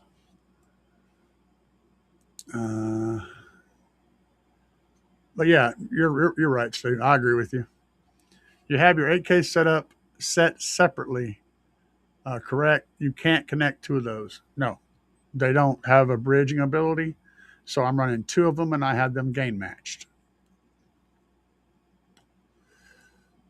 And we ain't having no troubles. I mean, we're just knocking people's hats off. That's all we're doing. What do you think about caps on huge Class AB amps? Stu.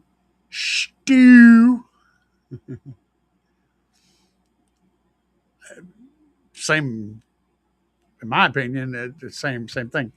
If you're using super caps, yeah, it's going to help, but you have to replace the battery with super caps takes a lot of super caps. So batteries are good. The best system is a hybrid of battery and super cap together. That's where your best overall performance is going to happen. Bobby said, I'm running a big 5. Uncle Bobby B, baby. Uncle Bobby B. Stu said, as long as there's enough electrical to support the current, not just running them on the caps, I'd say it should help with fast transients. 100%. Temco is another one. Yes, Temco is a solid welding wire. I like it. In fact, I like the company. I found that Temco makes great tools. If you guys are looking for weird ass tools or just tough tools, check out what Temco has to offer. You might find what you're looking for, and they give a good warranty on everything. I like the company. I should start working with them. We got ducks. We got tacos.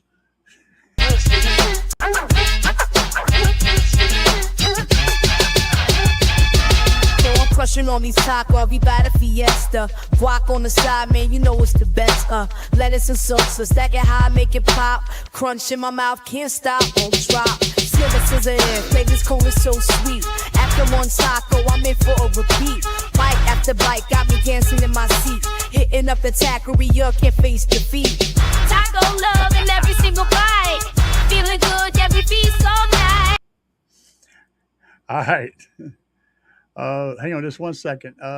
Troy said Temco is one of the welding wire freaking. I ordered 2 alt gauge for another run from my alternator front to back. What's up, Troy? It's good stuff. Smokey says, respectfully, I think the 5S 20P of 2.9 skibs is going to outshine your electrical just running the numbers, especially since you're running 2 alternators. I'm actually only running 1 alternator 99% of the time on my electrical. So I'm charging at normally 370 amps if I am on the pedal. If not, it's closer to maybe 300 amps or so, maybe 250 to 300 if I'm at idle or close to idle. I'm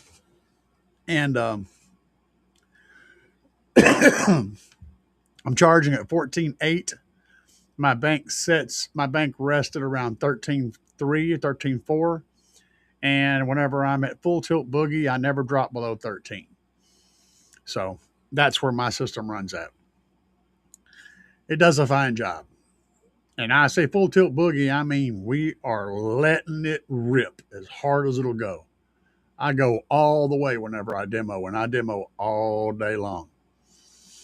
But yeah, you're probably right. I'd have to do the math myself, but you may be right. Appreciate the fiber, man. My wife loves tacos. Red Pill said Flex Whip got you. Yeah, and the other one was Temco. Temco and Flex Whip. Those are my 2 that I like to push because I know the quality is always there. And I like Flex Whip's jacket. So Temco, if you don't need to make any hard runs, hard corners and stuff, if you're just doing big, long, straight runs and you got plenty of room to turn the corners and stuff. But if you're wanting to dress and you're wanting to really make some nice, pretty curves and corners and things like that, Flex Whip is the one I would choose for that because it does that so well. Knob and tube. I'm trying to figure that one out. I have no idea. Yes, knob and tube. You can't have a knob without a tube, baby. You need both. They work together. 1200 watts AB was pulling too much on subs for the cap. Exactly. Yeah, a cap dissipates in like a thousandth of a second. It's almost instantaneous. But that thousandth of a second is perfect for that initial little tiny little bump of that first of that wave, that sound wave. That very first little whoop, the first time that subwoofer moves out, it may be just enough extra to make it a little snappier and a little crisper. But it's if you've got hundreds of amp hours or hundreds of farads rather of caps, it'll play a lot longer than that. I can hold over 13 volts on just that 500 farad bank for probably 6 or 8 seconds, before I start dropping into the 12s, deep into the 12s. It's pretty substantial. Um, but still, that's seconds. That's a few seconds, that's single digits. Takes a lot of caps to outdo a battery, yes. Caps shine where energy needs to discharge and recharge very quickly. Absolutely. That's why the best way to run caps is as a hybrid with some other kind of storage. They work well as a hybrid. Still pretty good. Not sure what we're referring to.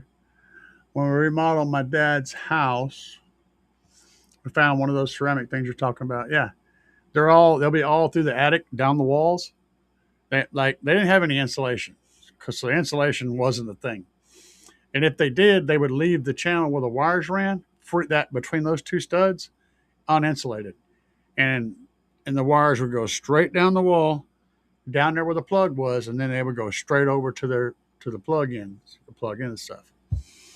And like I said, it looks dangerous and crazy and insane, but it's lasted 100 years. I mean, and mice don't mess with it. There's nothing there to eat. There's nothing there to rot. It's just a nail, a ceramic insulator, and a piece of freaking wire. That's it.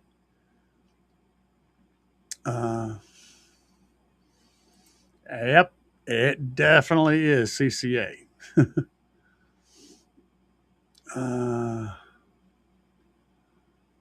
Let's see here. I got a question. Okay. Rich says, I got a question. I have 8K Slapz, and I noticed I seen it cut on and off sometimes. Incorrect. I'm sitting at 14.8, 14.6 at full tilt. Voltage probably spiking below.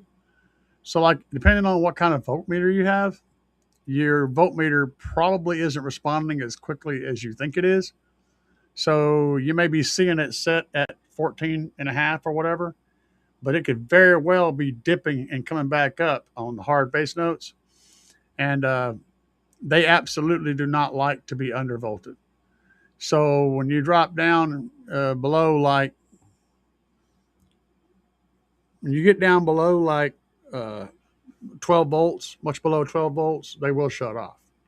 And that's just a protection circuit kicking in. The only other reason that you'll make that happen is if you manage to overheat them. And I won't tell you, sir, I would be amazed to see how you managed to do that because of the punishment I put mine through.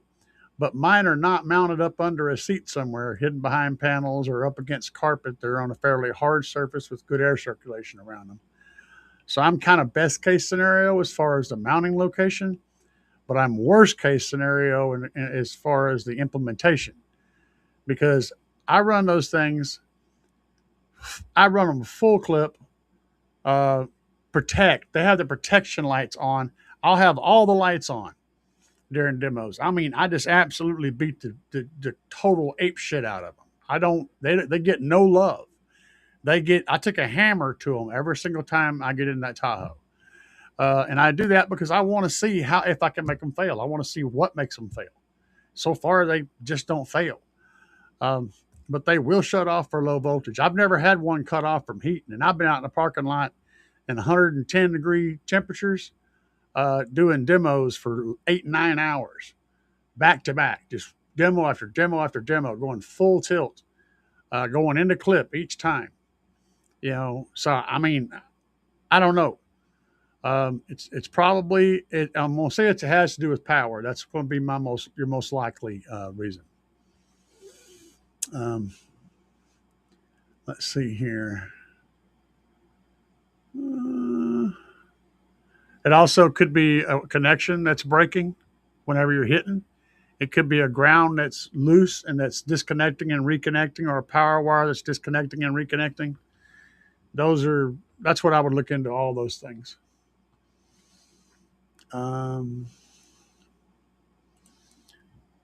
Should I have all the batteries? Had the batteries, all the goods. My other amp doesn't do it. It just wasn't big enough. Right. And And okay, so what may have happened whenever you had your other amp hooked up? Uh, there's a couple of reasons why. One would be that in the process of changing from one amp to the other, the connection was the solid connection before was not solid after you got done. That's one possibility. Another one would be that the other amplifier doesn't mind dropping the lower voltage and still maintained, and also wasn't pulling on the system as hard. It wasn't requiring as much power, so it wasn't dipping voltage. I'd say there's a real good chance that you have either a loose connection or your voltage is dipping, and you're not seeing it because your meter's not fast enough to catch that. If you have a SPL meter, you can have that plugged into your car, and then you can do a sweep to see where the mini SPL meter, and it'll literally show you your lowest voltage during that sweep. It'll show you your highest output at what frequency it was, and then in a different window, it'll show you what your voltage was at that moment. And you'll be surprised how low your voltage is at that moment. So throwing that out there, they're like $100. I don't know. I don't remember.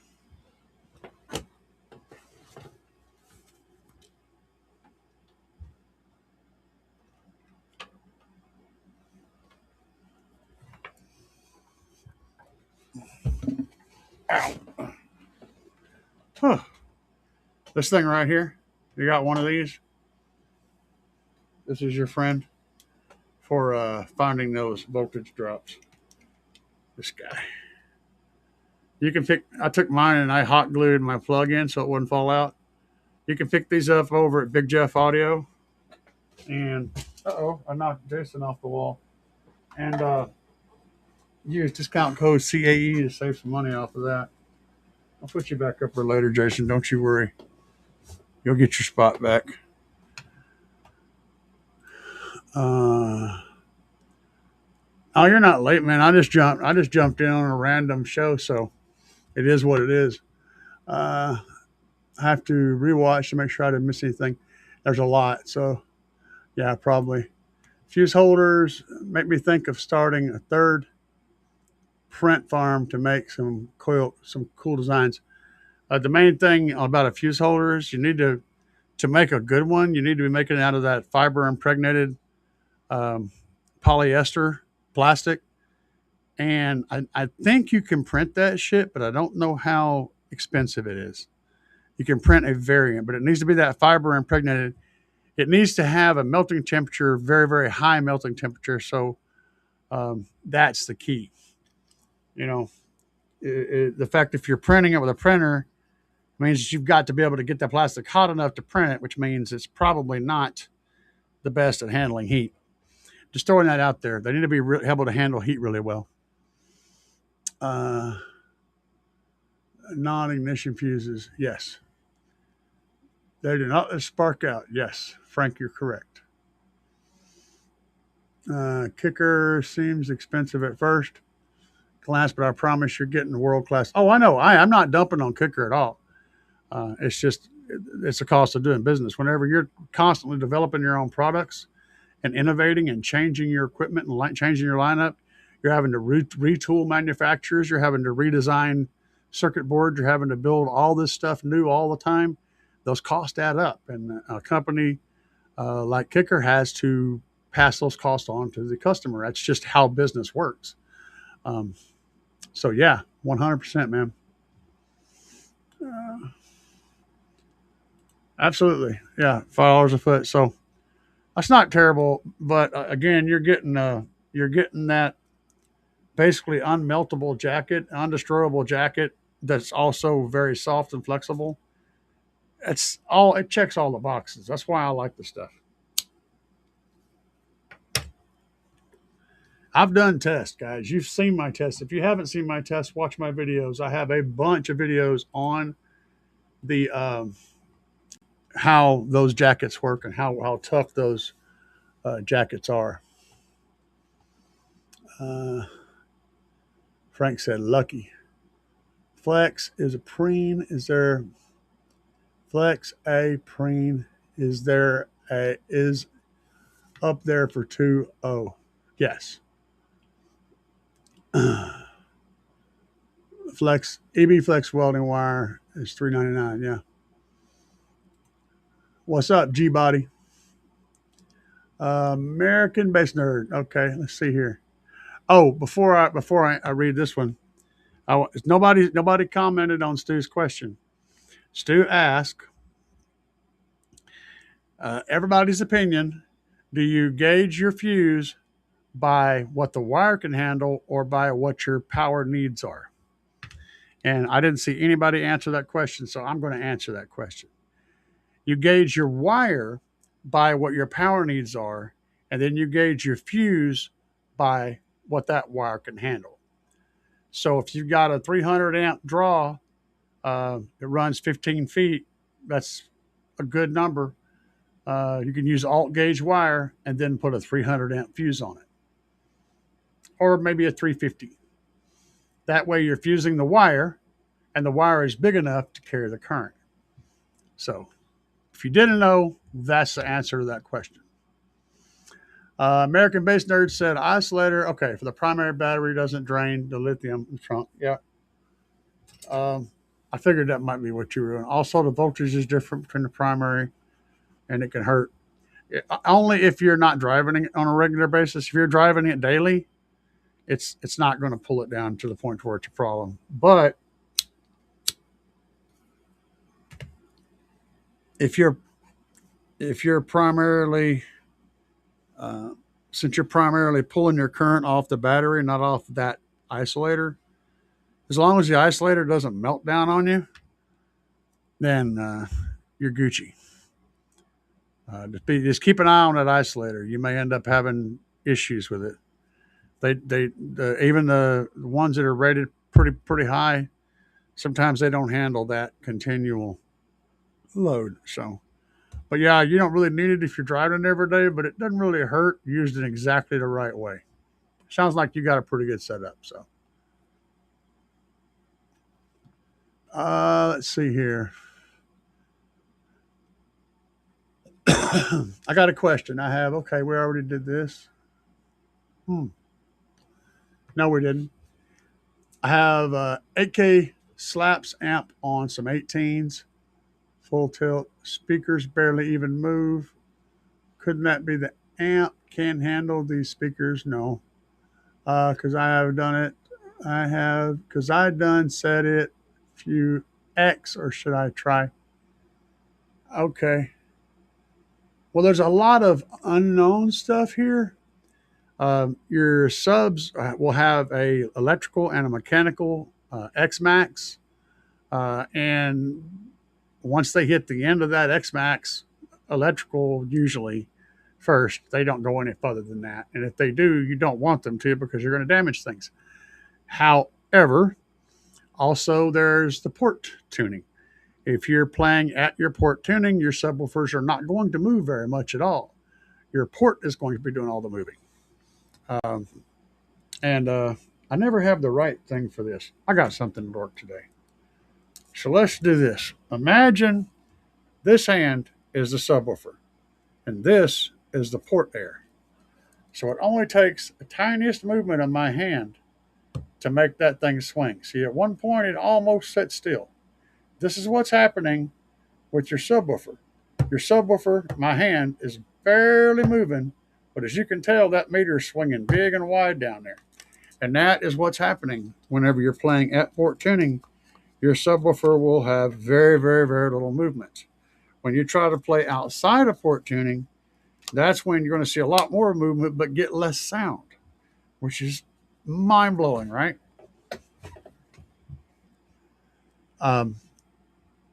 As far as what's going on, there could be all kinds of things that I don't know about.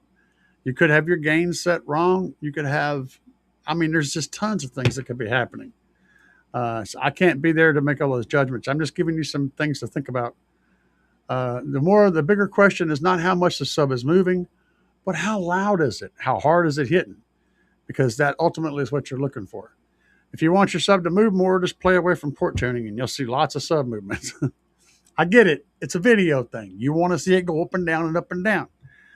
More power will probably do that, but at the possible cost of ejecting your cone off of your frame. So,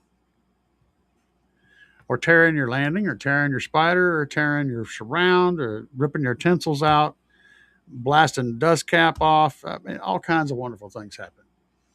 Lots of destruction. Plug it into a light socket. I know, I'm just messed up.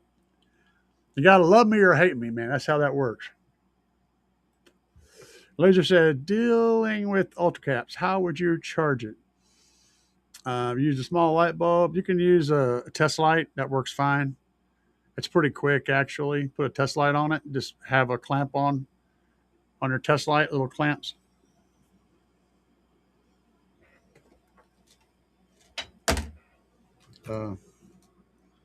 Where'd they go?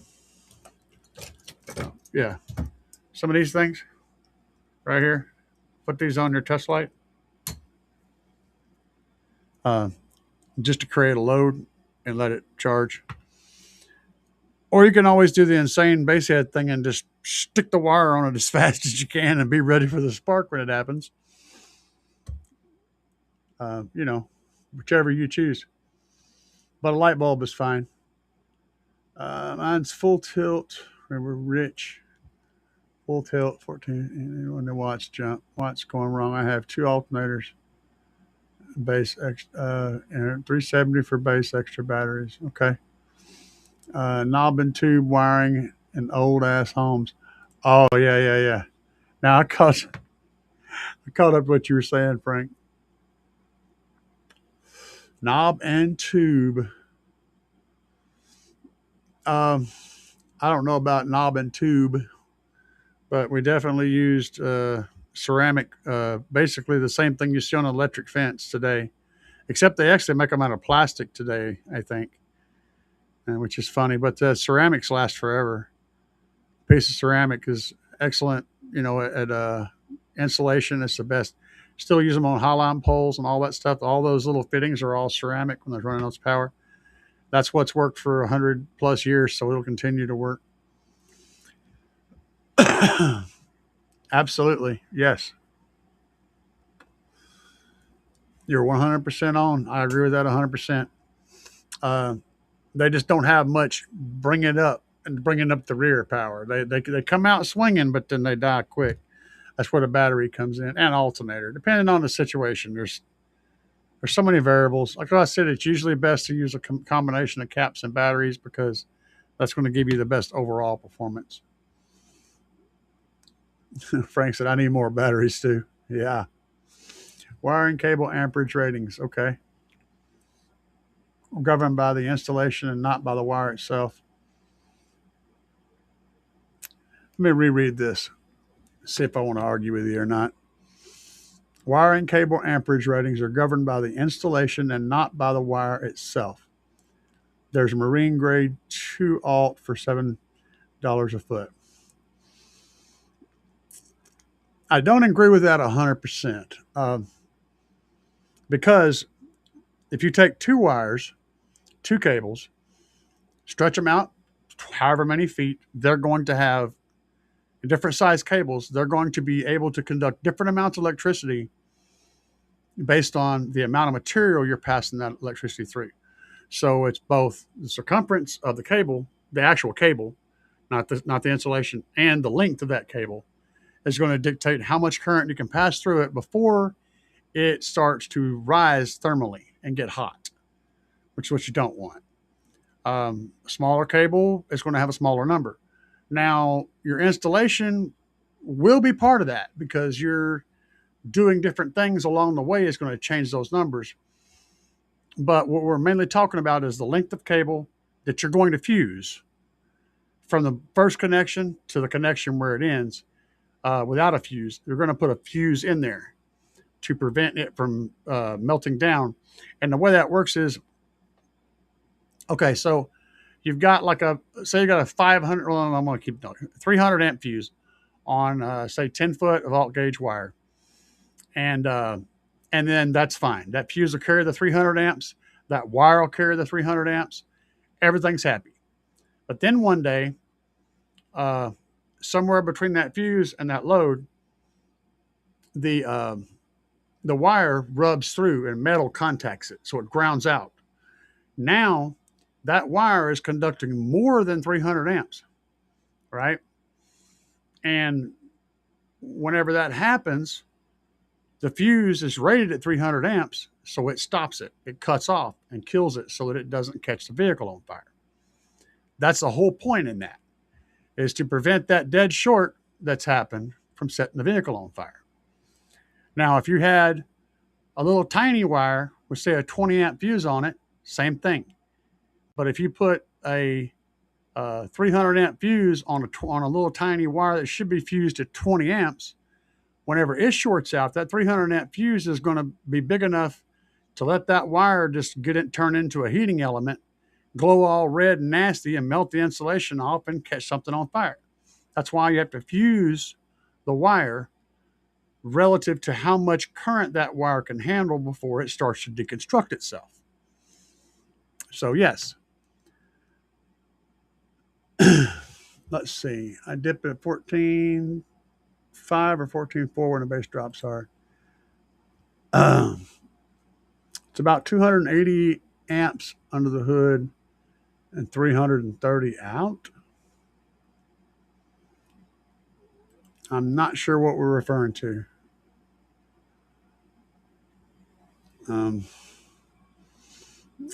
G-Body said, I have a loose ground under the hood, making mine cut out. That'll do it for real. Welcome to the show, everybody. Those of you that don't normally show up, we do a show on Friday and Sunday normally. This week, we're doing a random show here or there, just kind of getting down, man. You guys are all chiming in. Yeah. Stu Mello says improper or loose fuse, maybe. Possible. Stu says he thinks that it's voltage dropping. I agree. That'd be my first guess. Let's see. Thanks. I'm taking in all the information. Love your channel. Appreciate you, Richie.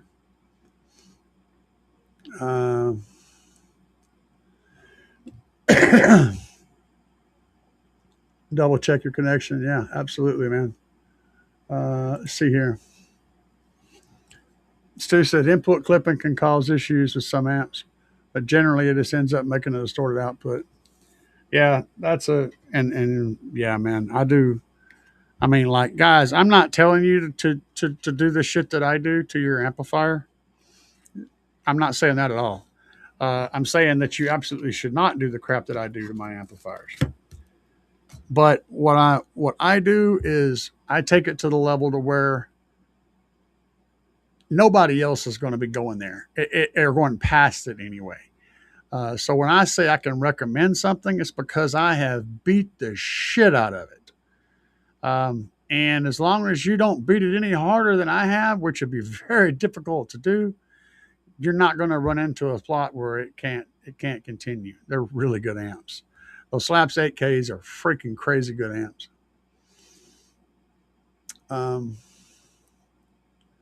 Could be a subwoofer. You know, that is a possibility. It could be. It absolutely could be. But especially since you're going from a less powerful amp to a bigger amp, so your sub is behaving in a way that it wouldn't behave on the smaller amp. Could be your leads slapping together. All kinds of weird stuff, man. Order your wiring kit. I don't know. I'm not sure. You're probably not talking to me, I don't think. Power lead. I gauge it by what the manufacturer says. Yeah, I don't. Again, look up a couple of different wiring charts on the net. They'll give you some ideas.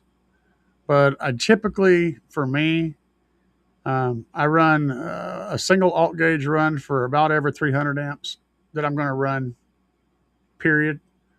And I typically fuse around 350 amps on that run. That's what I do.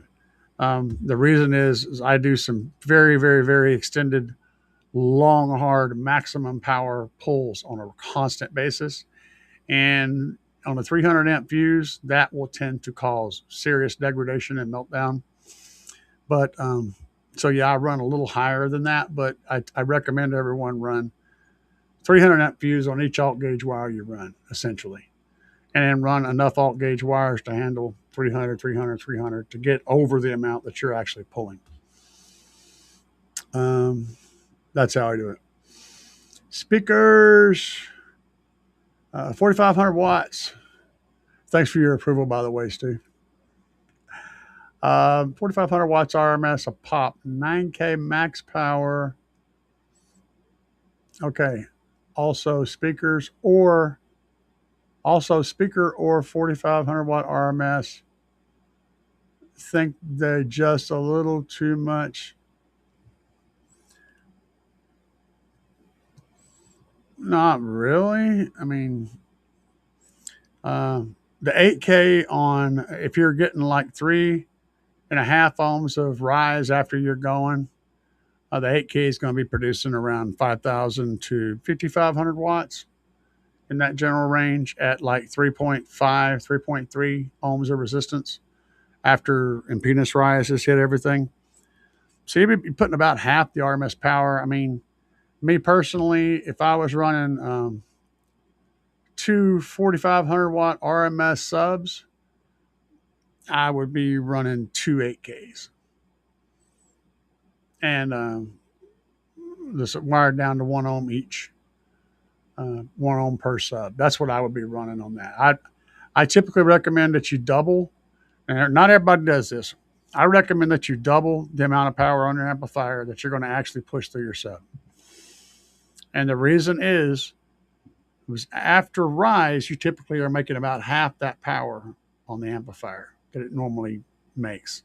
So that tends to line up pretty good. You still have to use your brain, though. If you're not capable of using your brain and your ear and your nose to monitor the things that you need to monitor to run at that level, then run RMS at the subwoofer's RMS, because you have the potential to blow shit up. It will handle it, though, if you're monitoring things and you're keeping track of all this stuff.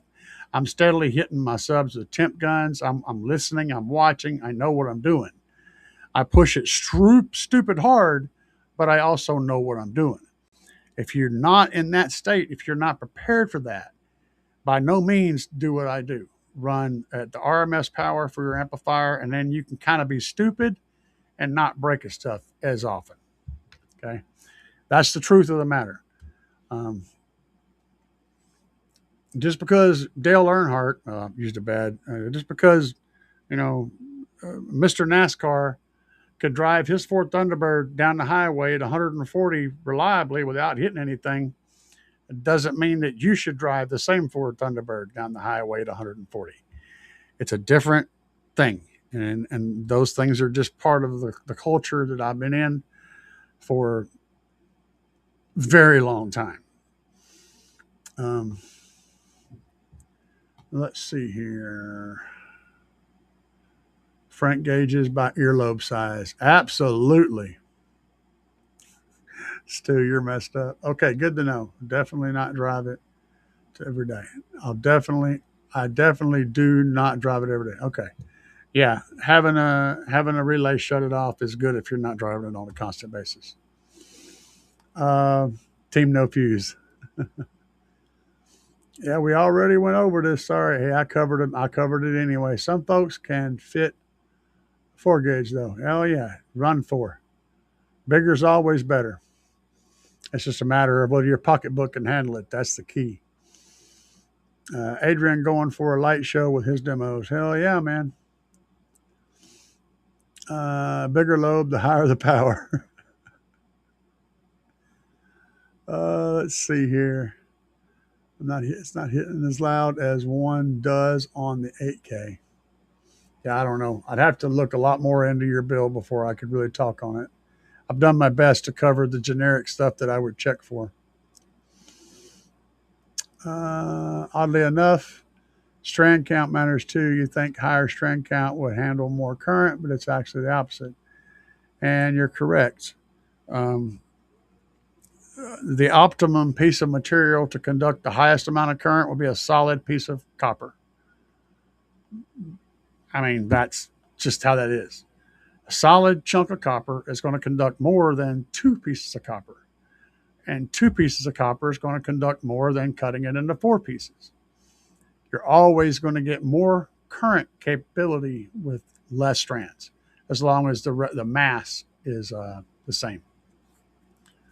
So ideally, a copper rod as thick as an alt gauge would be the perfect conductor for current.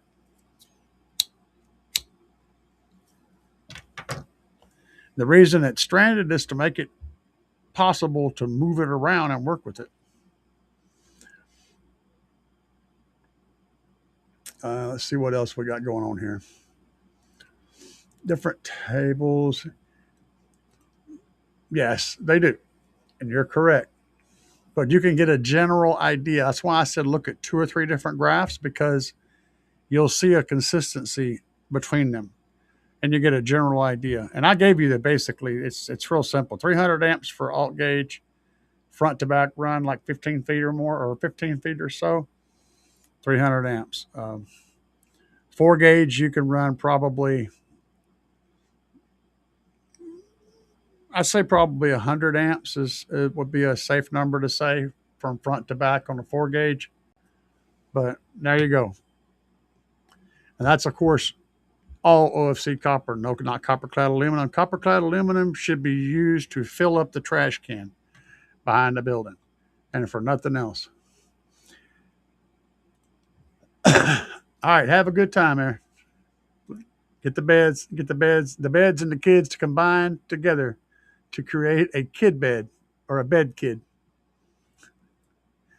Baseball, bed kid, I don't know. It is what it is, Stu. I don't think so, but I can tell you what you can expect to make out of a Slapz amp. The Slapz 8K at 1 ohm on a static load, you're going to get right at 8,000 watts. Right at 8,000 watts, provided you have the power to support it, you're going to get right at 8,000 watts. Where they shine, though, is when the impedance goes up from impedance rise. Slapz actually does better, is more efficient after that. So you get more than half the power. So like if you cut that sucker back to a 2 ohm load instead, you're going to make way more than half the power, which is normally what you would expect is to cut the power in half at 2 ohms, right? That thing makes more than half of its power in the 3.5, 3.6. It's still making more than half its power in the mid threes on ohm load, which is extremely good. That's where the Slapz amps tend to shine, is they don't suffer nearly as bad from impedance rise. And so you're going to see more consistent power across the board. I really enjoy that about them. And I know this because I had the meter on my amps. And so I was watching the different power outputs of different things and running drops and stuff and seeing where peaks happen and all this shit.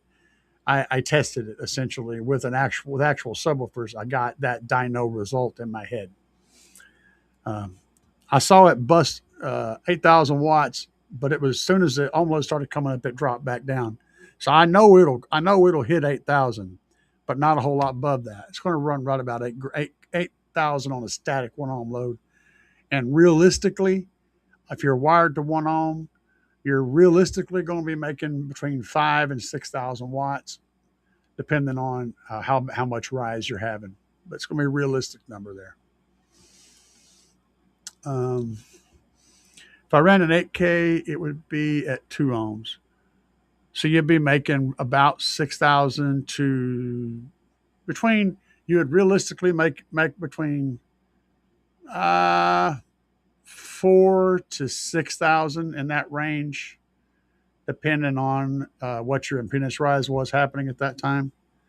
But they're more efficient at the higher ohm loads, so That's the other thing. It wouldn't tax your electrical as hard as running a amp that was rated at that power at full tilt. So, yeah, you're still going to see some good numbers out of that. You'll still be impressed. Let's see here. Planning my Tahoe bill with probably 2,000 watts total. Yeah, that shit'll change.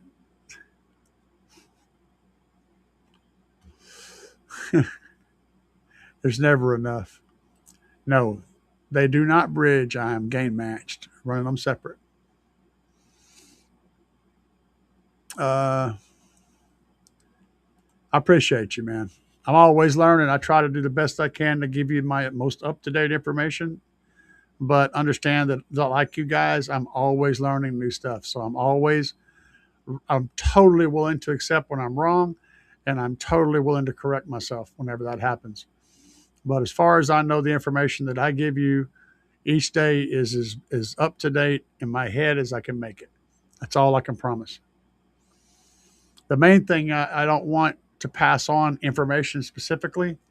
What I want to pass on to you people is the ability to gather information, the ability to understand what you're looking at and make a decision based on that, not on the name of a product or what somebody else says, but by what you see. You know, what's here, the real deal. How can I glean information from that and make an educated decision? That's what I'm trying to teach people. That's why I explain the reason for all of my answers if possible. Tahoe, probably do a single 18 IB. Well, that'd be fun. Uh, Seal 10 in the center console. That's a magic, dude. Once you do that, you never want to go back to that, to not having that. That's the magic. Stuff it as far under the dash as you can get it. Want to do a front subwoofer bad now? Oh, dude, yeah. I'm all about front sub action. Even in my crazy build, where I got 415s and a wall right behind my head, I'm still running a front sub because it helps give me those lows in the front. And whenever I'm not going nuts, I'm listening to music. You know, I like it to sound good. Can you control? No. Can you control two shock 8Ks with only one of the knobs that come with? I wish. Oh, I wish, because I love those knobs. They have really, really good bass knobs, and they have zero noise. They're very clean. They have a good gain slope. I love them. I wish I could, but no, you cannot. Unfortunately, no. And I'm going to be, I have been for quite a while, assembling a wealth of knowledge about bass knobs. And I'm going to get into that. That's coming in the future.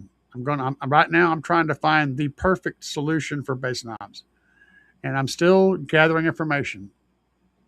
So we'll get back on that. But I will say this. So far, the best bass knob has been a knob that controls a DSP subwoofer level, because of the way that whole system works. You get zero noise and zero bullshit. If I can find another setup like that that's independent of a DSP, or a DSP that has a bass knob that's literally a physical knob built into it, that's not extremely expensive, because most of those are, that's the stuff I'm looking for. So I'm working on that.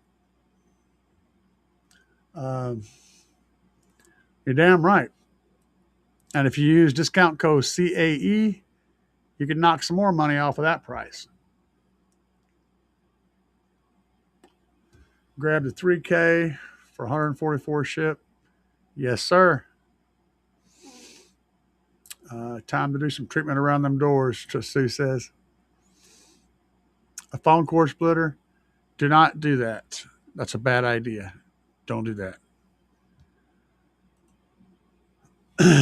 And let me go back to this. I asked the owner of Slapz about this very thing. And he said, do not do that. That was his words. Do not do that. And I said, okay, I will not do that. Um, if you had a crystal ball, I do have crystal balls.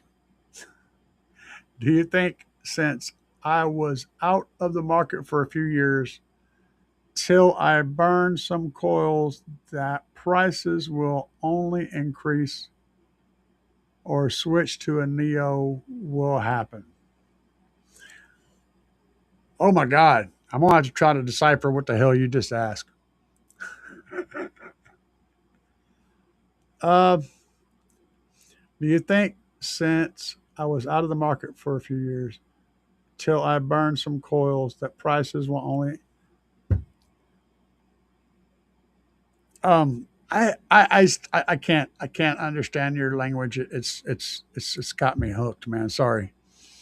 I normally tease people about this, but this time I know you tried you tried hard to make a sentence, and I feel sorry for you.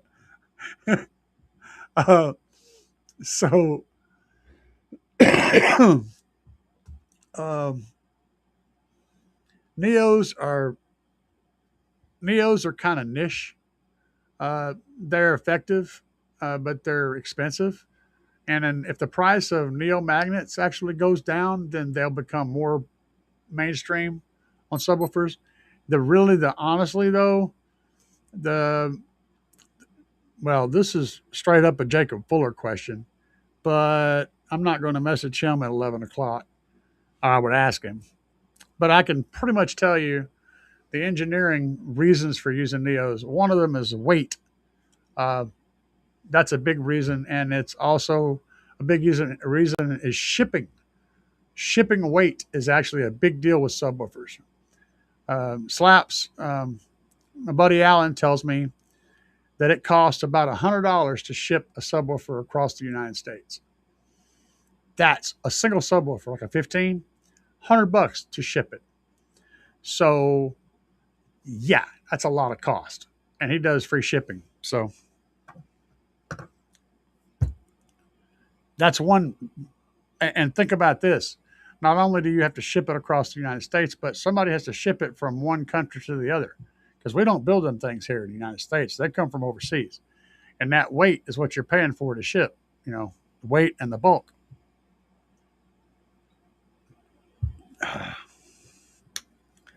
Now, having said that, there is one more advantage too. You can get more of the magnetic force in the spot you want it rather than having to build it around and try to get it to pull through a slug. You can put the magnets right where you want them because you have more concentration of magnetic energy. But the reason why those aren't mainstream right now is simply because they're just too expensive to make. That price may go down though over time. Let's see here. In part door card. Sound deadener, yes. My half bridge doesn't have the jack for linking. Yeah, I can't speak on that one, man. There's more than that. It has there's a few things that have to be done inside of a half bridge to link them, but you can't just link them. An amp repair shop may be able to do that for you though. I don't know. Because there's not a big change, just small changes, but there are definitely things that have to be done. I just find it hard finding decent price subs without really spending a bit just on the woofer. What? You don't know about Slapz? Let's see. Hold on. All right, where we go? That's not it. That's the wrong thing. Where are you going, Gary? You dumbass. Is that here? Click. All right. Slapz. I don't know what size subs you're looking for, but let's go down here to the big ones. The big ones. The big ones. Like that's one of the big ones. The Slapz Audio SmackDown version 212, 3,000 watt RMS for less than $500. Um, but if we step back to the Oblivions, 12s, V2s are less than $300.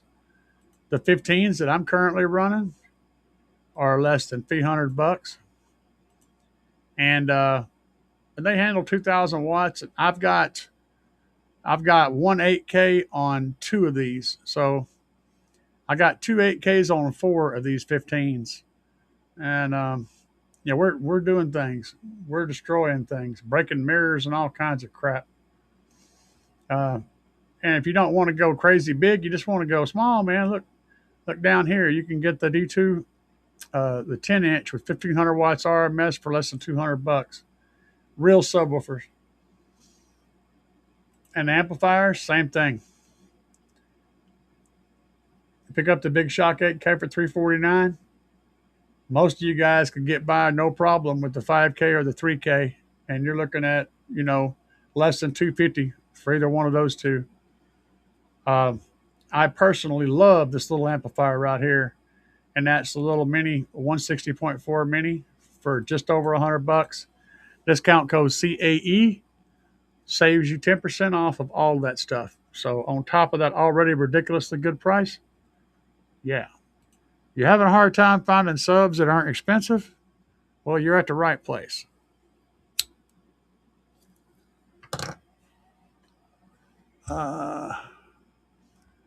Let's see here.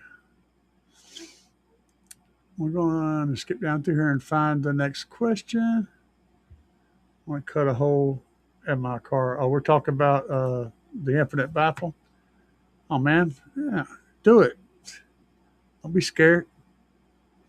Stu said a C4 AC4 knob that comes with the new Epic Micros is damn handy to control multiple sub amps. Dual knob with effect on one section, sub knob on the other. Plus, it's an epicenter, so there's that. Send me a link to that, Stu. I want to check it out. I'll dig into that. Sounds cool. Ferrite, yeah. I you know what I'm talking about. Or no, that's not what I'm talking about. You guys know what I'm talking about, the magnets. I may have said the wrong words, but y'all know. Jeez. EVs are driving up the prices.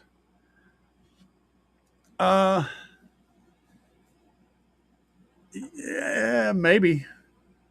It's hard to say. It's hard to say, really. EVs are definitely bringing the prices down on lithium.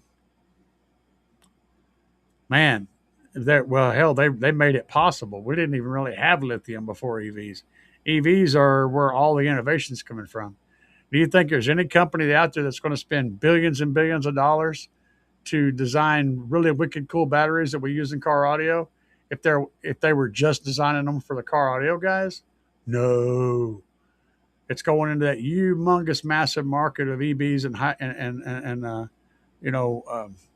combination EV gas engines, hybrids, whatever you call them. That's where all that money's coming from. So, yeah, that market is absolutely making it possible for all this car audio base heads to have ridiculously powerful batteries that fit in small spaces and don't cost a fortune. Yeah, that's the thing. What's up, man? I don't know how to pronounce your name, but aloha to you too as well. Aloha to you too as well. Con. No, I just can't say that word, dude. My mouth does not work that way. Pastime playlist. Okay, I can do that one. If I'm running a single device, I fuse to the device. If I'm running on battery banks or multiple devices, I fuse to the wire with fuses in the rear.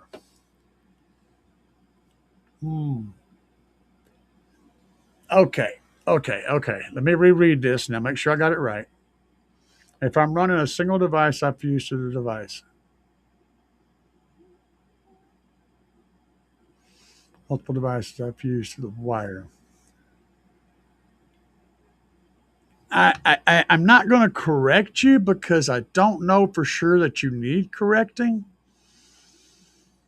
I'm not entirely sure what the picture is that you're painting for my brain. I can't quite draw that image up. But the basic rule is put your fuse as close to the source of power as you can. And if you have a source of power on both ends of that wire, put a fuse on both ends of that wire. As far as fusing the device, you can put a fuse right before the device. I don't. I don't see any need to. Some people claim that it's a good thing. I just don't do it. But you absolutely do need to fuse every single wire at the beginning of the run coming from the power side, wherever the power is. And if you go to a distribution block where you shrink your wire sizes, like you run an alt gauge to the back and then jump down to like 4 gauges, for example, each of those 4 gauges also needs to be fused right at that block because they have the potential. They're not protected. They won't be protected by the fuse that you've got on that alt gauge. That 4 gauge can't handle that 300 amps, but that alt gauge can. So you got to fuse that 4 gauge wire as soon as it leaves that block or at that block. Beyond that, if that lines up with what you do, I'm not sure. I don't know anything about itty bitty boom batteries. I've heard that term. I guess I should look it up. Hold on. Let's see if we can look it up and I'll get a quick run over on them.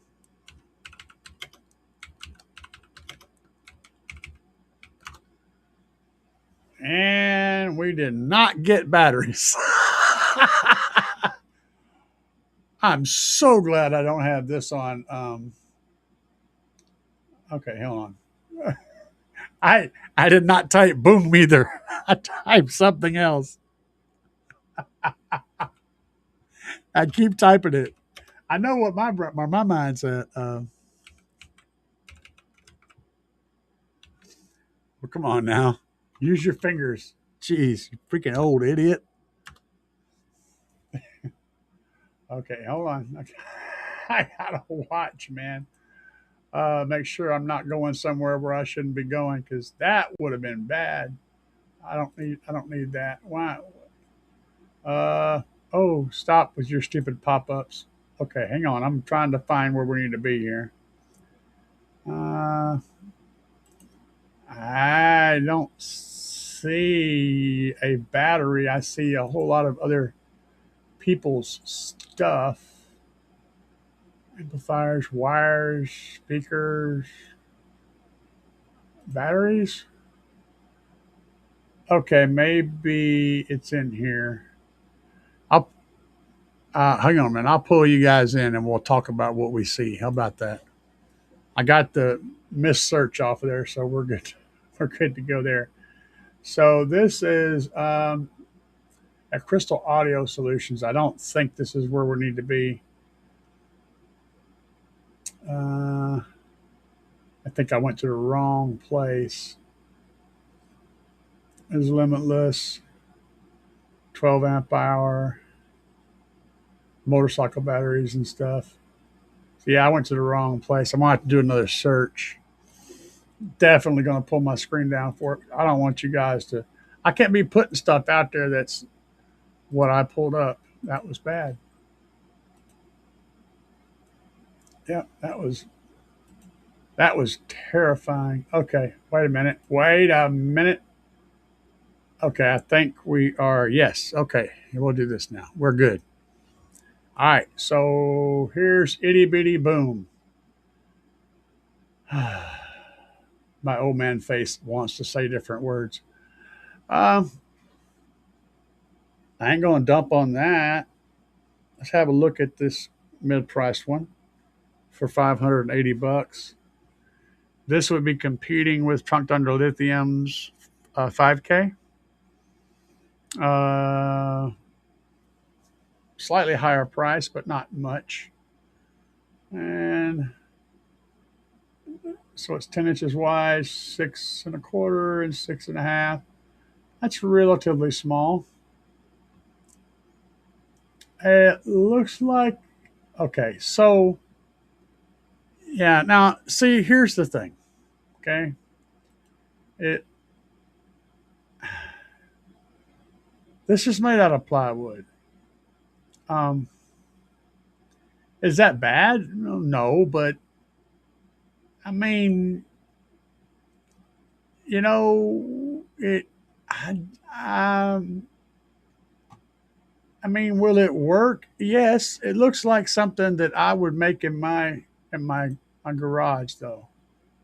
That's kind of a thing, and this one has the same appearance. That doesn't mean it's not a good battery. Not dumping on that, but damn, man, the presentation. I mean, look at this. This is this is made out of plywood. I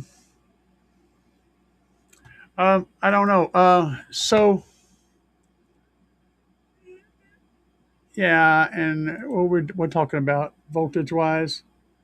So we're looking at 14.6 max. That's 0.2 volts lower. What else we got in here? Any more information? And 12 cells, LiPo 4. I mean, it's plywood. It's just plywood, man. I don't. Let me go over Trunk Thunder Lithium real quick. And see, this is a similar battery to that, but so here, this is a similar battery to that, and there's not. You can see the difference. This is an ABS plastic case. It's like half-inch thick. Here's with the top removed. Now you tell me which you think would be a better battery. Okay, this. You see what's inside here? That's in the top. You see these huge ass pure copper bars. You see this ABS plastic case. Okay. Uh, versus this, where they have holes that stuff. Which one would you think would be the better battery? That's my question to you is that. And could there be the same support inside? I don't know. I don't know. I mean, maybe. I don't know. But I'm just saying, okay? I'm just putting it out there. That's my first take. That's what I see. Doesn't mean that they're bad. Uh, you can safely underfuse a wire. Yes, absolutely, 100%. Speaking of lithium, what's good for 12 volt max? Probably 14. Okay, got to reread this one. Speaking of lithium, what's good for 12 volts max? Probably 14 from an alternator. Uh, to an AGM battery?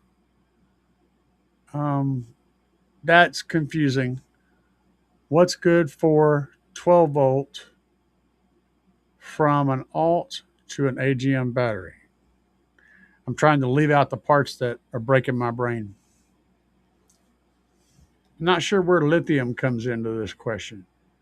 If we take that part off and we just say what's good for 12 volts max, probably 14, an alt gauge wire would work good for that. Um, I'm trying to figure that out. But yeah, if you're looking for a good lithium battery in that 14 volt range, the Truck Thunder Lithium 5K and the 10K will both handle 14.8 max charging. And they're good for anything, anything that charges over like 13.5, 13.6 is going to be fine to keep them charged. So hopefully that answered your question. I got it. I found it. Damn.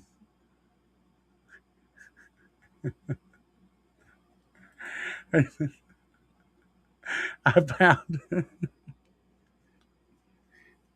yeah, I found something else first though. That was pretty funny.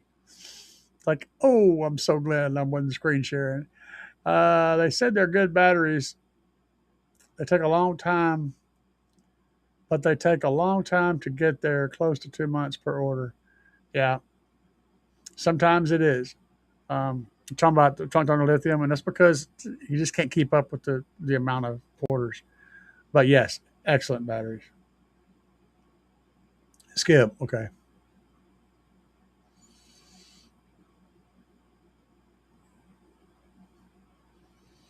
No headway bad. We don't do headway. Headway bad. Bad headway. Headway make fire. I mean, if you just want to, get insurance on your vehicle and then burn it down, there you go. Perfect solution. But I guarantee you they'll be looking for lithium when they investigate the fire, and you might not qualify for your insurance.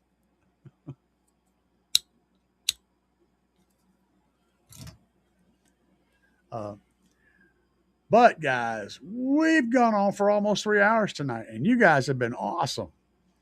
Y'all have any more questions for me? Any more arguments? I love to argue. A good argument's healthy because that makes you think about your own position and consider other positions, which means we learn and grow together. I don't. I have no problem with ignorance because ignorance simply means you don't know something, and we all start out that way, and we have to work our way through life.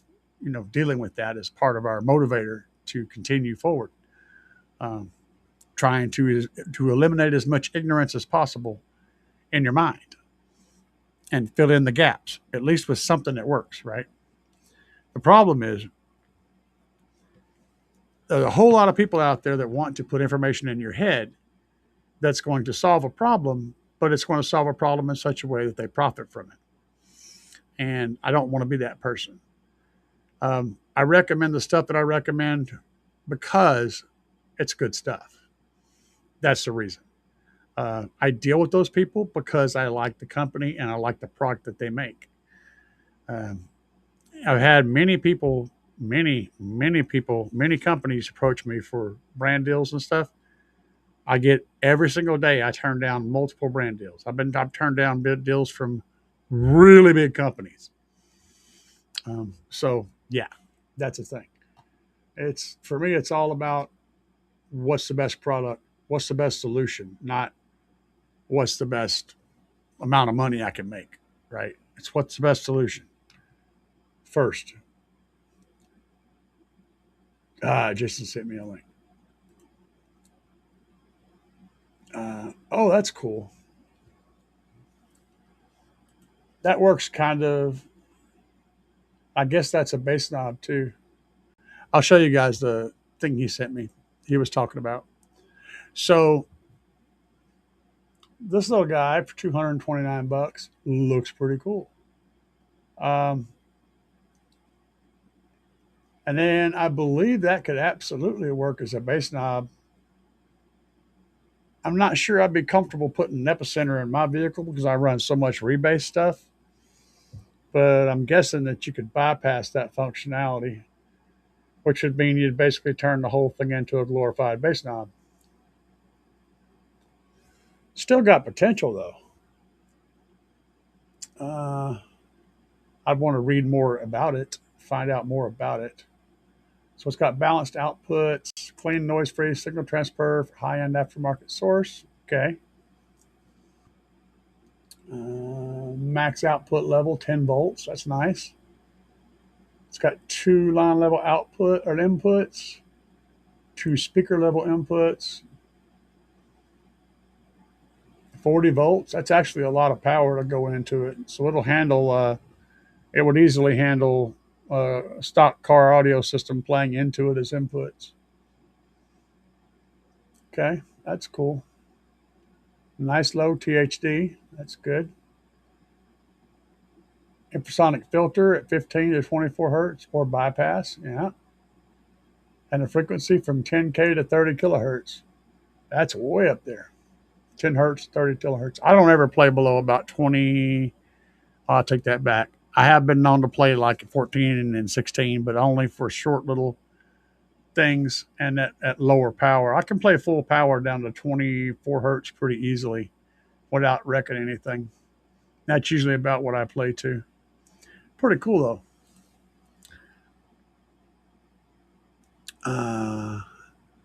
Let's see here. Kindling, headway. Okay.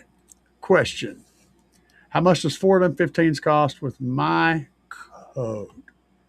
Are we talking about go. We're talking about the subs I run. I'll pull them up for you. Subwoofers. I'll show you how easy this is. The V2s, 15s, V2 15 Oblivions right here. Okay. So we'll just go to the V2 15s and we'll change that to 4, add them to cart. I got to take some other stuff out of my cart because I have more stuff in my cart because I do stuff like this all the time. So we'll just change that to 0. We'll change that to 0. We'll change that to 0. So now we have 4 of these guys. And then we go to, where's that thing at? There it is. So right now we're sitting at 1139.97. If we put in CAE and then hit enter, that should, oh yeah, I got to agree to the sale. Where's it at? What's the thing I had to do to get that number to go to change?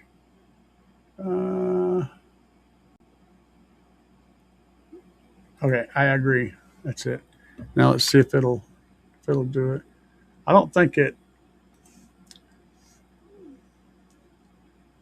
I don't remember why it's doing that. Okay, there it is right there. So yeah, that entering my code knocks $59.99 off. So we go from $11,199 to $11,039. So 4 of them is less than $1,200. And you too can bust windows. Oh, I don't have the thing up on the thing. I'll show them to you. Sorry. I didn't realize this is it. So I got 4 of them in the cart. And the total is $11,99.96. And then after my code, right here, CAE, you just put it in right over here. The code, the amount is $1,139.97. That's all there is to it, man. Bob's your uncle. See here. Still a pretty good deal, I think. And that's right now I'm putting the equivalent of 4,000 watts on each one of those subs. It's not actually that much after rise, but that's what it would be if you were doing all the numbers on a piece of paper. It'd be approximately 4,000 watts per sub. So I'm doing 8K on 2 subs and another 8K on another 2 subs.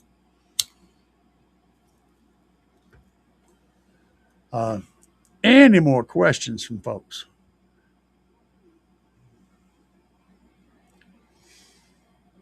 I'm enjoying it. I'm enjoying it tonight. It's been fun. You guys are a hoot.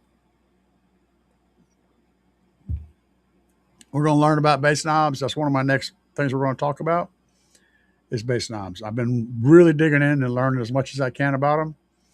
And we're going to cover some different bass knobs because that's become a thing. If I find it frustrating, then I know you guys will too. So we're going to work through it, and then I'm going to share what I learned all cumulatively with you guys. But for now, it's been a wonderful night. All we got left to say is let's get the duck out of here. Yeah. Yeah.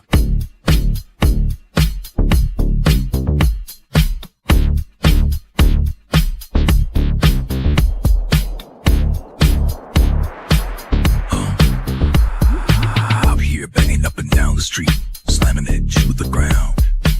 Subwoofers are getting loud. You can feel the booming the show. Hours charging, amps are amping, gonna let the woofers blow. Another one bites the dust. Another one bites the dust. And another one goes, and another one goes, and another one bites the dust. We got more at home. Another one bites the dust.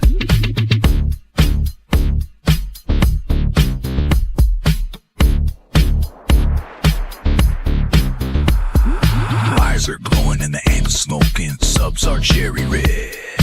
Let me keep jamming, gotta keep the bass slamming. Gonna go hard till they're dead. Full power, gotta let it go. 20 hertz in the floating air. Sparks are flying, voice cords are frying, and the smoke is in the air. Another one bites the dust. Another one bites the dust. And another one goes, and another one goes, and another one bites the dust. Hey, we got more at home. Another one bites the dust. Got it. Got it. Ooh.